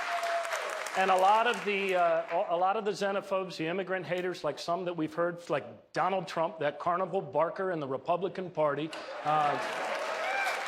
tried to mischaracterize it as free tuition for illegal immigrants. But we took our case to the people when it was petitioned to referendum, and we won with 58% of the vote. The more our children learn, the more they will earn, and that's true of children who have yet to be naturalized, but will become American Senator citizens. Sanders, you talked about your record on the Veterans Affairs Committee. You served on that committee for the last 8 years, including 2 years as its chairman, while veterans died waiting for health care. You and Senator McCain ultimately addressed the issue with bipartisan legislation. Why did it take 18 Inspector General reports and a CNN investigation and others before you and your colleagues took action? Well, I was chairman for 2 years. And when I was chairman, we did take action. What we did is pass a $15 billion piece of legislation, which brought in many, many new doctors and nurses into the VA so that veterans in this country could get the health care when they needed it and not be on long waiting lines. And the other part of that legislation said that if a veteran is living more than 40 miles away from a VA facility, that veteran could get health care from a community health center or the private sector. As a result of that legislation, we went further than any time in recent history in improving health care to the men and women of this country who put their lives on the line to defend us. Governor Chafee, you and Hillary Clinton both voted for the Patriot Act, which created the NSA surveillance program. You've emphasized civil liberties, privacy during your campaign. Aren't these two things in conflict? No, that was another 99-to-1 vote for the Patriot Act, and it was seen as, at the time, modernizing our ability to do what we've always done, to tap phones, which always required a warrant. And do you voted regret that for vote? that. Now, no. As long as you're getting a warrant, I believe that under the Fourth Amendment, you should be able to do surveillance, but you need a warrant. That's what the Fourth Amendment says. And in the Patriot Act, Section 215 started to get broadened too far. So I would be in favor of addressing and reforming Section 215 of the Patriot Secretary Act. Clinton, do you regret your vote on the Patriot Act? No, I don't. I think that it was necessary to make sure that we were able, after 9/11, to put in place the security that we needed. And it is true that it did require that there be a process. What happened, however, is that the Bush administration began to chip away at that process. And I began to speak out about their use of warrantless surveillance and the other behavior that they engage in. We always have to keep the balance of civil liberties, privacy, and security. It's not easy in a democracy, but we have to keep it in mind. Senator Sanders, you're the only one on this stage who voted against the Patriot Act. Was it 99 to 1 and I was maybe the one? I don't know. And the reauthorization But here's votes. the point. Let me ask you, if elected, would you shut down the NSA surveillance program? I'm sorry? Would you shut down the NSA surveillance Absolutely, program? of course. You would, Well, point blank. Well, I would shut down, I'd shut down what exists right now is that virtually every telephone call in this country ends up in a file at the NSA. That is unacceptable to me. But it's not just government surveillance. I think the government is involved in our emails, is involved in our websites. Corporate America is doing it as well. If we are a free country, we have the right to be free. Yes, we have to defend ourselves against terrorism, but there are ways to do that without impinging on our constitutional rights and our privacy Anderson, rights. the NSA is Governor Chafee, Edward Snowden, is he a traitor or a hero? No, I would bring him home. The courts have ruled that what he did was say the American Bring him home, no jail the time? American government was acting illegally. That's what the federal courts have said. What Snowden did showed that the American government was acting illegally per the Fourth Secretary Amendment. Clinton, So I would bring him hero home. or traitor? Yes. He broke the laws of the United States. He could have been a whistleblower. He could have gotten all of the protections of being a whistleblower. He could have raised all the issues that he has raised. And I think there would have been a positive response to that. Should he do jail time? In addition, he stole very important information that has unfortunately fallen into a lot of the wrong hands. Governor so O'Malley? I don't think he should be brought home without facing the music. Governor O'Malley, Snowden. Anderson, Snowden put a lot of Americans' lives at risk. Snowden broke the law. Whistleblowers do not run to Russia and try to get protection from Putin. If he really believes that, he should be back here. Senator Sanders? Edward Snowden. I think Snowden played a very important role in educating the American people to the degree in which our civil liberties and our constitutional rights are being undermined. Is he a hero? He did break the law, and I think there should be a penalty to that. But I think what he did in educating us should be taken into consideration before he is Senator dead. Webb? Edward Snowden. I would leave his ultimate judgment to the legal system. Here's what I do believe. We have a serious problem in terms of the collection of personal information in this country. And one of the things that I did during the FISA bill in 2007, the Foreign Intelligence Surveillance Act, was introduced with Russ Feingold 2 amendments basically saying, we understand the realities of how you have to collect this broad information in the internet age, but after a certain period of time, you need to destroy the personal information that you have if people have not been if criminal justice proceedings have not been brought against them. We've got a vast data bank of information that is ripe for people with bad intentions to be able to use, and they need to be destroyed. Another question for each of you, starting with Governor Chafee. Name the one thing, the one way that your administration would not be a third term of President Obama. Certainly ending the wars. We've got to stop these wars. We have to have a new dynamic, a new paradigm. We're just spent $500 million arming and training soldiers, the rebel soldiers in Syria. They quickly joined the other side. President Obama's generals right now are suggesting keeping troops in Afghanistan after the time he wanted them pulled out. Would you keep them there? I'd like to finish my question, my answer. And also, we just bombed a hospital. We've had drone strikes that hit civilian weddings. So I would change our approach to the Middle East. We need a new paradigm in the Middle East. Governor O'Malley, how would you be different than President Obama's administration? I would follow through on the promise that the American people thought we made as Democratic Party to protect the Main Street economy from recklessness on Wall Street. I would push to separate out these too big to jail, too big to fail banks and put in place Glass-Steagall, a modern Glass-Steagall, that creates a firewall so that this wreckage of our economy can never happen again. Secretary Clinton, how would you not be a third term of President Obama? Well, I think that's pretty obvious. I think being the first woman president would be quite a change from the presidents we've had up until this point, including President Obama. Is there a policy difference? Well, there's a lot that I would like to do to build on the successes of President Obama, but also, as I'm laying out, to go beyond. And that's in my economic plans, how I would deal with the prescription drug companies, how I would deal with college, how I would deal with a full range of issues that I've been talking about throughout this campaign to go further. Senator Sanders? I have a lot of respect for President Obama. I have worked with him time and time again on many, many issues. But here's where I do disagree. I believe that the power of corporate America, the power of Wall Street, the power of the drug companies, the power of the corporate media is so great that the only way we really transform America and do the things that the middle class and working class desperately need is through a political revolution when millions of people begin to come together and stand up and say our government is going to work for all of us, not just a handful of billionaires. Senator Webb, how would you not be a third term for Obama? I got a great deal of admiration and affection for Senator Sanders, but Bernie, I don't think the revolution's going to come, and I don't think the Congress is going to pay for a lot of this stuff.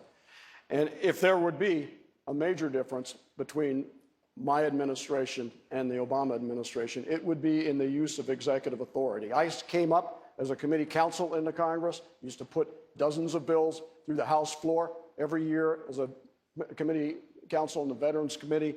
I have a very strong feeling about how our federal system works and how we need to lead and energize the congressional process instead of allowing these divisions to continue to paralyze what we're doing. So I would lead working with both parties in the Congress and working through them in the traditional way that our Constitution Senator is Sanders, done. he cited you. You don't hear a lot of Democratic presidential candidates talking about revolution. What do you mean?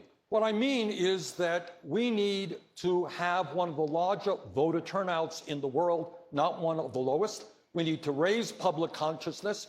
We need the American people to know what's going on in Washington in a way that today they do not know. And when people come together in a way that does not exist now and are prepared to take on the big money interest, then we can bring the kind of change we need. Anderson, I actually have talked about a revolution. What we need is a green energy revolution. We need to move America to a 100% clean electric grid by 2050 and create 5 million jobs along the way. And we're going to talk more about climate change and environmental issues coming up. Some of the candidates have tried marijuana, as have pretty much probably everybody in this room. Others have not. Does it influence their views on legalization? Find out that and others ahead.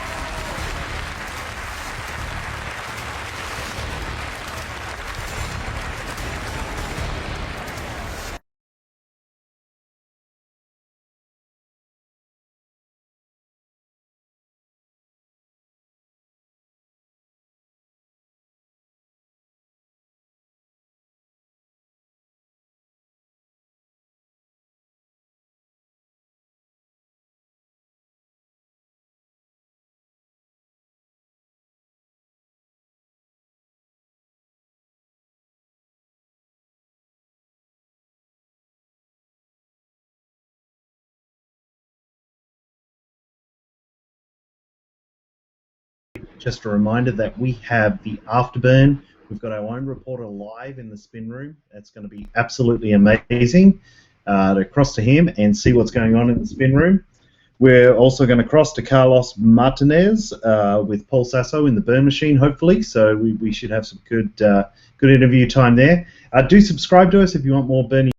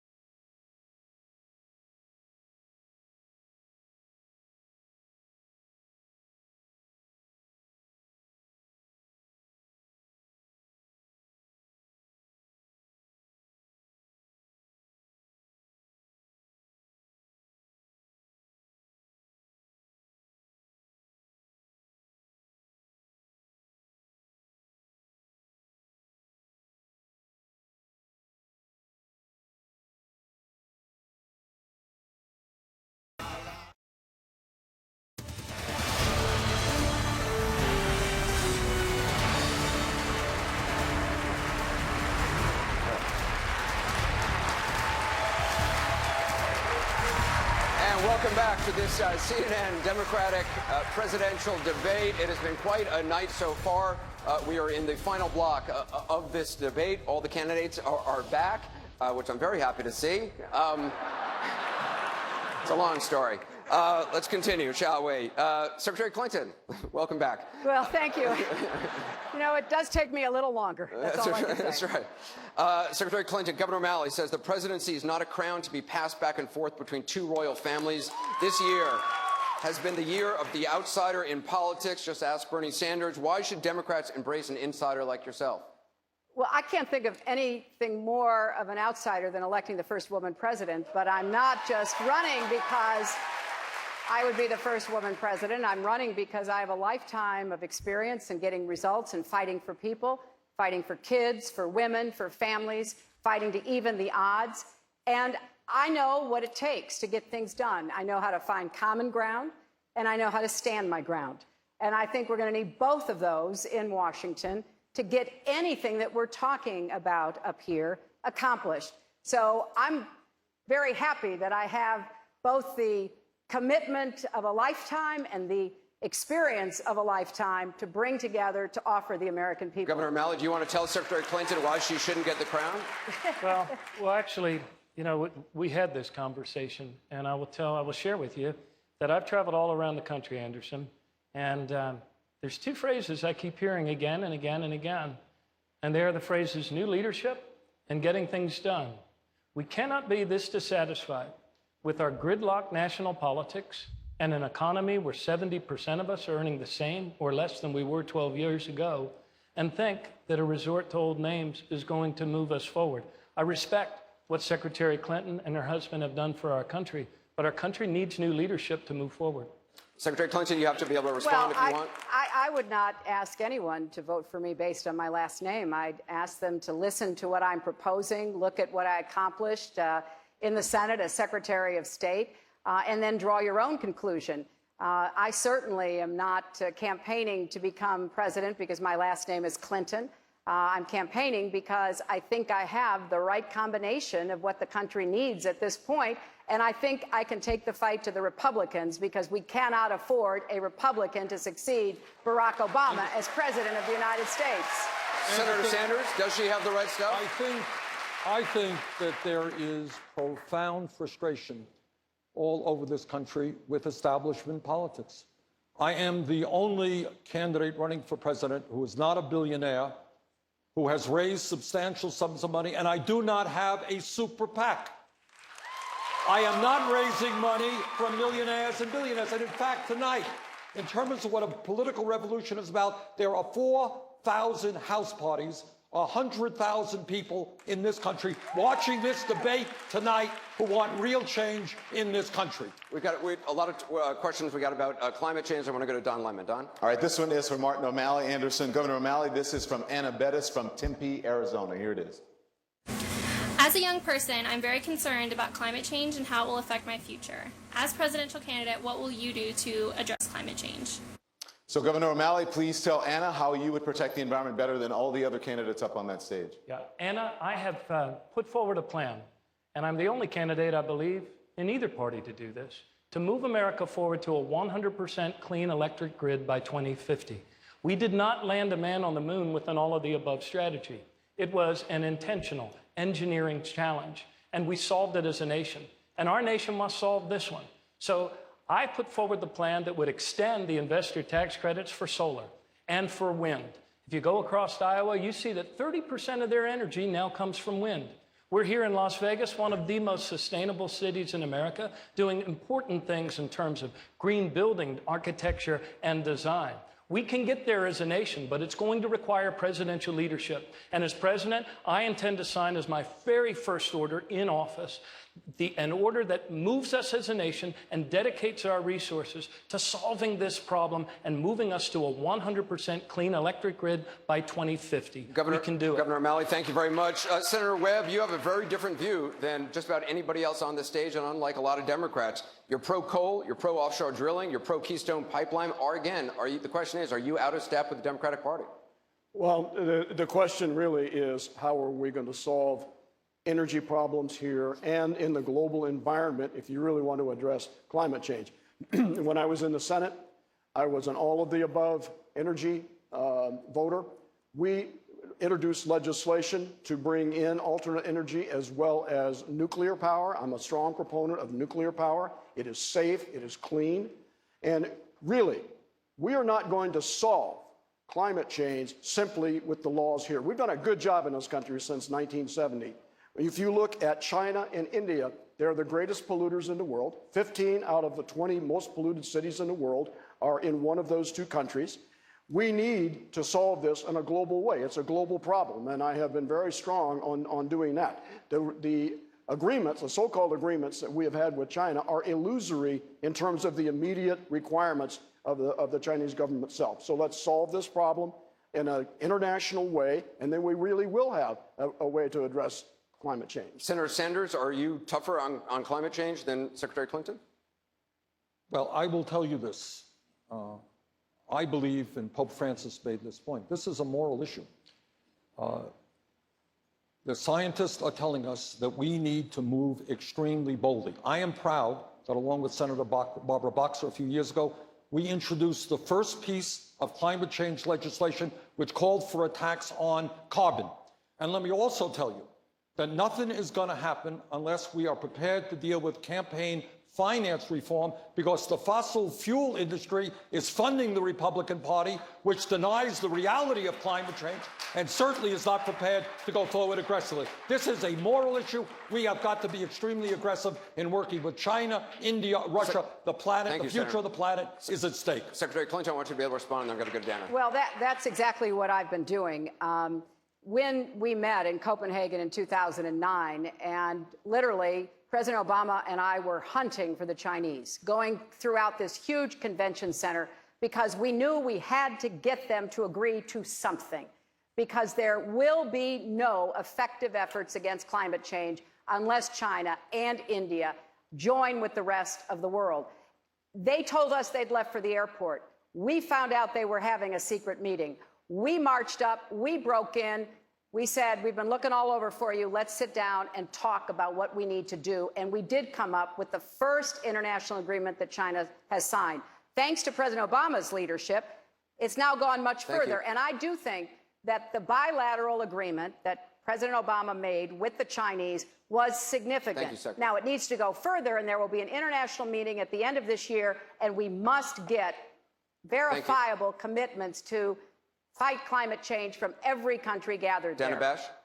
Secretary Clinton, you now support mandated paid family leave.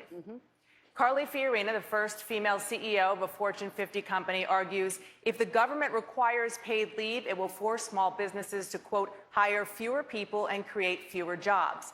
What do you say not only to Carly Fiorina, but also a small business owner out there who says, you know, I like this idea, but I just can't afford it? Well, I'm surprised she says that because California has had a paid leave program for a number of years.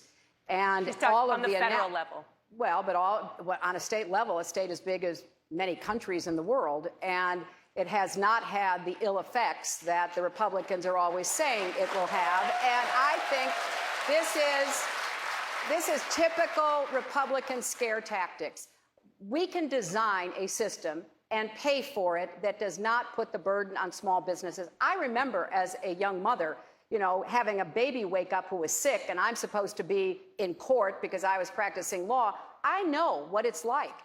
And I think we need to recognize the incredible challenges that so many parents face, particularly working moms. I see my good friend, Senator Gillibrand, in the front row. She's been a champion of this. We need to get a consensus through this campaign, which is why I'm talking about it everywhere I go, and we need to join the rest of the advanced world in having it. Secretary Clinton, even many people who agree with you might say, look, this is very hard to do, especially in today's day and age. There are so many people who say, really, another government program? Is that what you're proposing? And at the expense of taxpayer money? Well, look, you know, when people say that, it's always the Republicans or their sympathizers who say you can't have paid leave, you can't provide health care. They don't mind having big government to interfere with a woman's right to choose and to try to take down Planned Parenthood. They're fine with big government when it comes to that. I'm sick of it.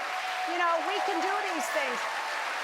We should not be paralyzed. We should not be paralyzed by the Republicans and their constant refrain, big government this, big government that, except for what they want to impose on the American people. I know we can afford it because we're going to make the wealthy pay for it. That is the way to get it done. Senator Sanders. Yeah, Dana, here's the point. Every other major country on earth, everyone, including some small countries, say that when a mother has a baby, she should stay home with that baby. We are the only major country that is an international embarrassment that we do not provide paid family and medical leave. Second of all, the Secretary is right. Republicans tell us we can't do anything except give tax breaks to billionaires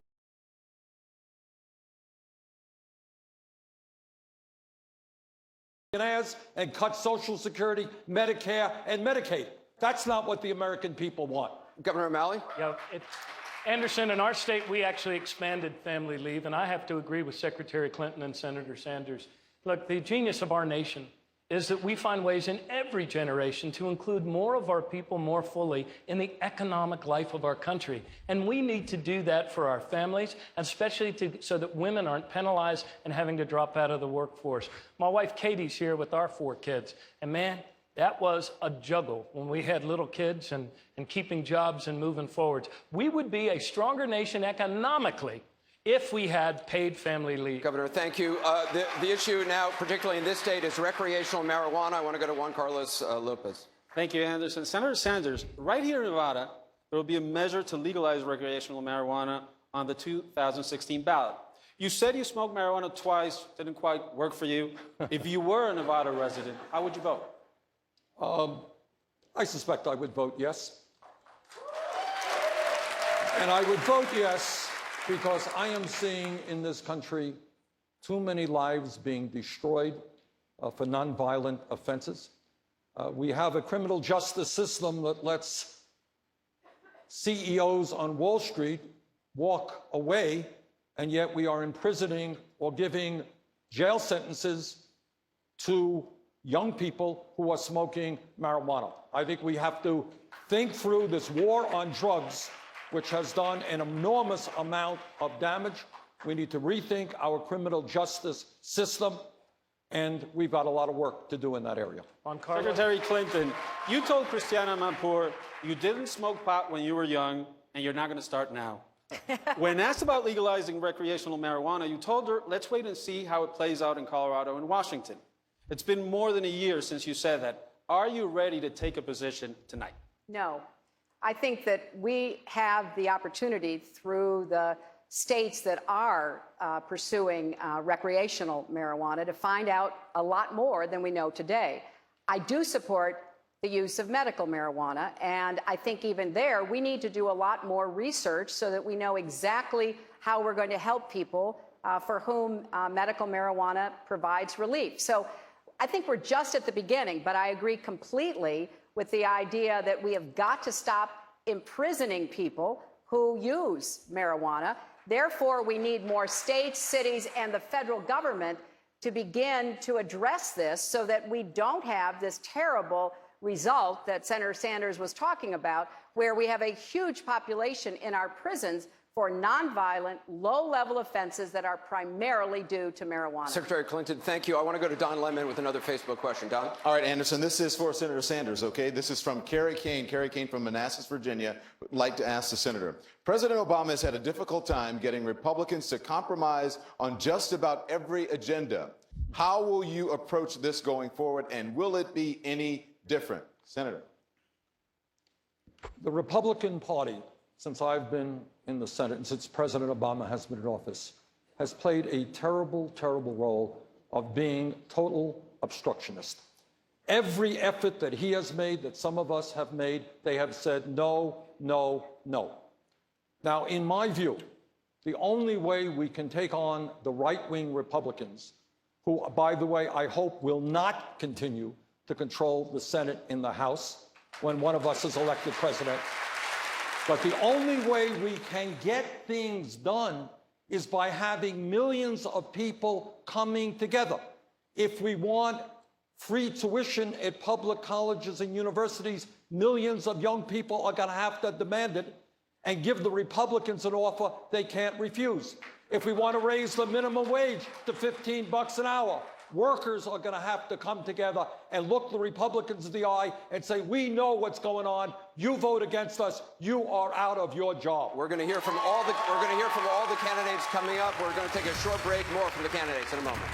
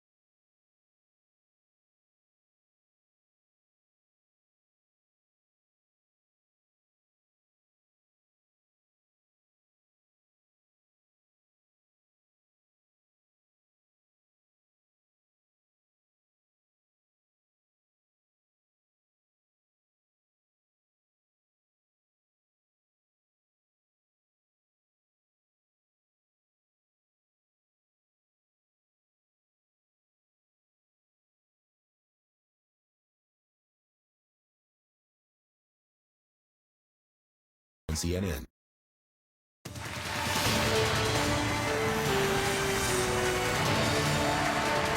And welcome back to this final round of the CNN Democratic presidential debate.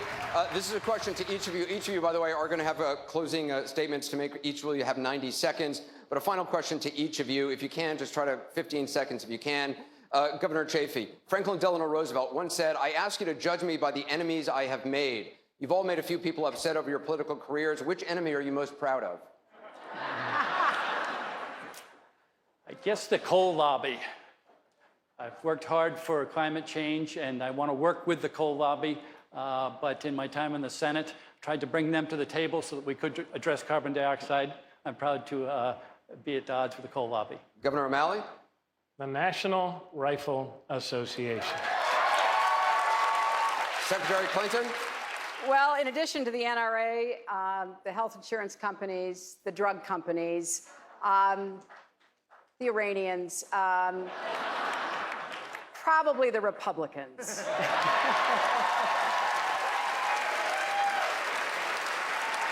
Senator Sanders? As someone who has taken on probably every special interest that there is in Washington, I would lump Wall Street and the pharmaceutical industry at the top of my list of people who do not like me. Senator Webb? I'd have to say the enemy soldier that threw the grenade that wounded me, but he's not around right now to talk to. All right, time for closing statements. Each of you will have 90 seconds. Governor Chafee, let's begin with you. Thank you, Anderson. Thank you, CNN, and thank you, Facebook, for sponsoring this debate. America has many challenges confronting us. Ending the perpetual wars, addressing climate change, addressing income inequality, funding education, funding infrastructure, funding healthcare, helping Black Americans, helping Native Americans. We have many challenges. Who's best able to confront these challenges? I've served in government at many levels. I know what it's like to solve problems at the local level because I did it as mayor. I know how to get legislation passed through Congress because I did it as a senator. I know how to turn around a state because I did it as governor of Rhode Island. But what I'm most proud of is that in 30 years of public service, I have had no scandals. I have high ethical standards. And what I'm most proud of is my judgment, particularly in the Iraq War vote. There was a lot of pressure, political pressure, public pressure, but I did my homework. And I did not believe that the evidence was there that Saddam Hussein had weapons of mass destruction, and we live now with the consequences. So that kind of judgment is what we want in a president going forward. And I'm running for president to end the wars. I want to be the peacemaker. I am a proven peacemaker. Please go to Chafee 2016 to learn more about me. Thank you. Governor Chafee, thank you very much. Senator Webb, your final statement for 90 seconds. Thank you. Ladies and gentlemen, it's been a pleasure to be with you tonight. You've heard a lot of promises up here. You've heard a lot of rhetoric. They all seem to happen during campaigns, and then once the election's over, people start from scratch again and try to get things done. One of the things I can promise you, if you look at my record in and out of government, is that I've always been willing to take on the complicated, sometimes unpopular issues and work them through, the complex issues, and work them through in order to have a solution. We did it in criminal justice reform. You've had a lot of discussion here about criminal justice reform.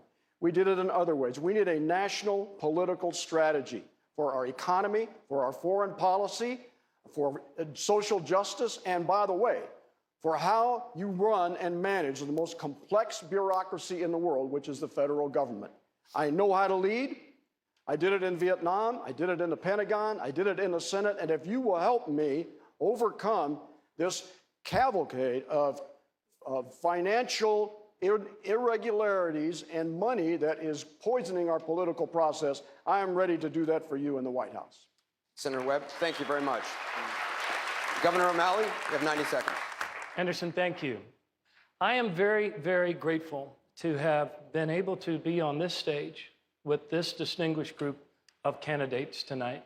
And what you heard tonight, Anderson, was a very, and all of you watching at home, was a very, very different debate than from the sort of debate you heard from the two presidential Republican debates. On this stage, you didn't hear anyone denigrate women. You didn't hear anyone make racist comments about new American immigrants. You didn't hear anyone speak ill of another American because of their religious belief. What you heard instead on this stage tonight was an honest search for the answers that'll move our country forward, to move us to a 100% clean electric energy grid by 2050, to take the actions that we have always taken as Americans so that we can actually attack injustice in our country, employ more of our people, rebuild our cities and towns, educate our children at higher and better levels, and include more of our people in the economic, social, and political life of our country. I truly believe that we are standing on the threshold of a new era of American progress. Unless you become discouraged about our gridlock in Congress, talk to our young people under 30, because you'll never find among them people that want to bash immigrants or people that want to deny rights to gay couples. That tells me we are moving to a more connected, generous, and compassionate place, and we need to speak to the goodness within our country. Governor O'Malley, thank you very much. Senator Sanders, final closing thoughts, 90 seconds. This is a great country, but we have many, many serious problems. We should not be the country that has the highest rate of childhood poverty of any major country and more wealth and income inequality than any other country. We should not be the only major country on earth that does not guarantee health care to all of our people as a right of citizenship. And we should not be the only major country that does not provide medical and parental leave, family and parental leave, to all of our families. Now, at the end of the day, here is a truth that very few candidates will say, is that nobody up here, certainly no Republican, can address the major crises facing our country unless millions of people begin to stand up to the billionaire class that has so much power over our economy and our political life. Jim Webb is right. Money is pouring into this campaign through super PACs. We are doing it the old-fashioned way, 650,000 individual contributions. And if people want to help us out, BernieSanders.com, we are averaging $30 a piece. We would appreciate your help.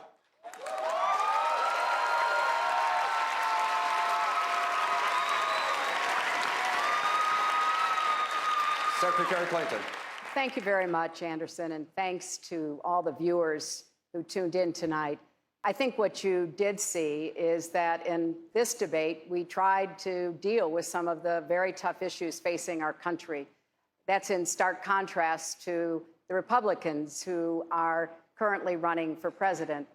What you have to ask yourself is who amongst us has the vision for actually making the changes that are going to improve the lives of the American people, who has the tenacity and the ability and the proven track record of getting that done. Now, I revere my late mother, and she gave me a lot of good advice, but one of the best pieces of advice she gave me was, you know, the issue is not whether or not you get knocked down, it's whether you get back up. America's been knocked down. That Great Recession, 9 million people lost their jobs. 5 million lost their homes. $13 trillion in wealth disappeared. And although we've made progress, we're standing but not running the way America needs to. My mission as president will be to raise incomes for hardworking middle-class families and to make sure that we get back to the basic bargain I was raised with. If you work hard and you do your part, you should be able to get ahead and stay ahead. Please join me in this campaign. Please come and make it clear that America's best days are still ahead. Thank you very much.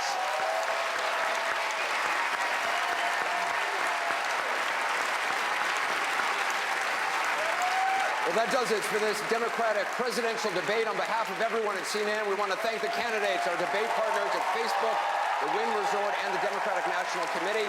Thanks also to Dana Bash, Juan Carlos Lopez, and Don Lemon.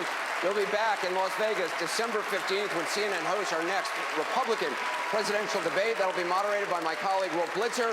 Wolf picks up our coverage of tonight's debate right now. Wolf?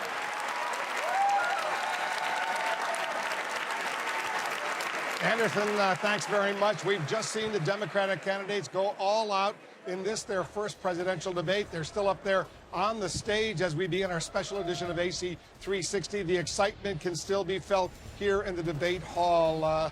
There's Hillary Clinton. She's still up there. She's obviously going to go meet with some of her supporters out there. The other candidates are going to do the same thing. Bernie Sanders is there. You see around Chris Cuomo. He's going to be speaking with some of the candidates themselves. Jake Tapper, our chief Washington correspondent. You've been watching. You've been listening. What do you think, Jake? Do you think that this changed the race, this debate? I doubt that we'll see much in terms of numbers changing in the polls. I think Hillary Clinton showed this evening that she is indeed the most experienced debater, and that practice and preparation for debates does indeed matter. She was very polished. She had answers ready for all of the charges coming her way. She was also given a big assist by Bernie Sanders, who said that he was sick and tired, I'm not quoting him directly, but sick and tired of discussing Hillary Clinton's emails, which kind of put an abrupt end to that topic of conversation. Bernie Sanders, as I understand it, is already sending out fundraising emails on that issue, on that moment. But I think Sanders obviously showing his fans out there the issues that he has been fighting for decades. Both of them had good nights, but I don't think it's going to shake the race up too much. I thought Martin O'Malley had a decent night as well, but the question is there a reason for the majority, or at least plurality, of Democrats who support Hillary Clinton or Bernie Sanders, I guess, to jump to him? Chafee and Webb, I did not think were tremendous factors, and I would be surprised if both of them were around for much longer in terms of their candidacies.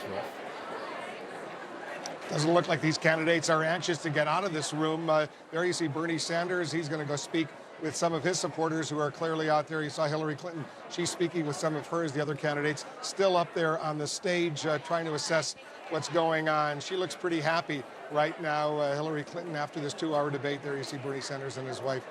They seem relatively pleased as well. John King is with us. John, did Hillary Clinton do tonight what she needed to do? I'll say first and foremost, her team is ecstatic.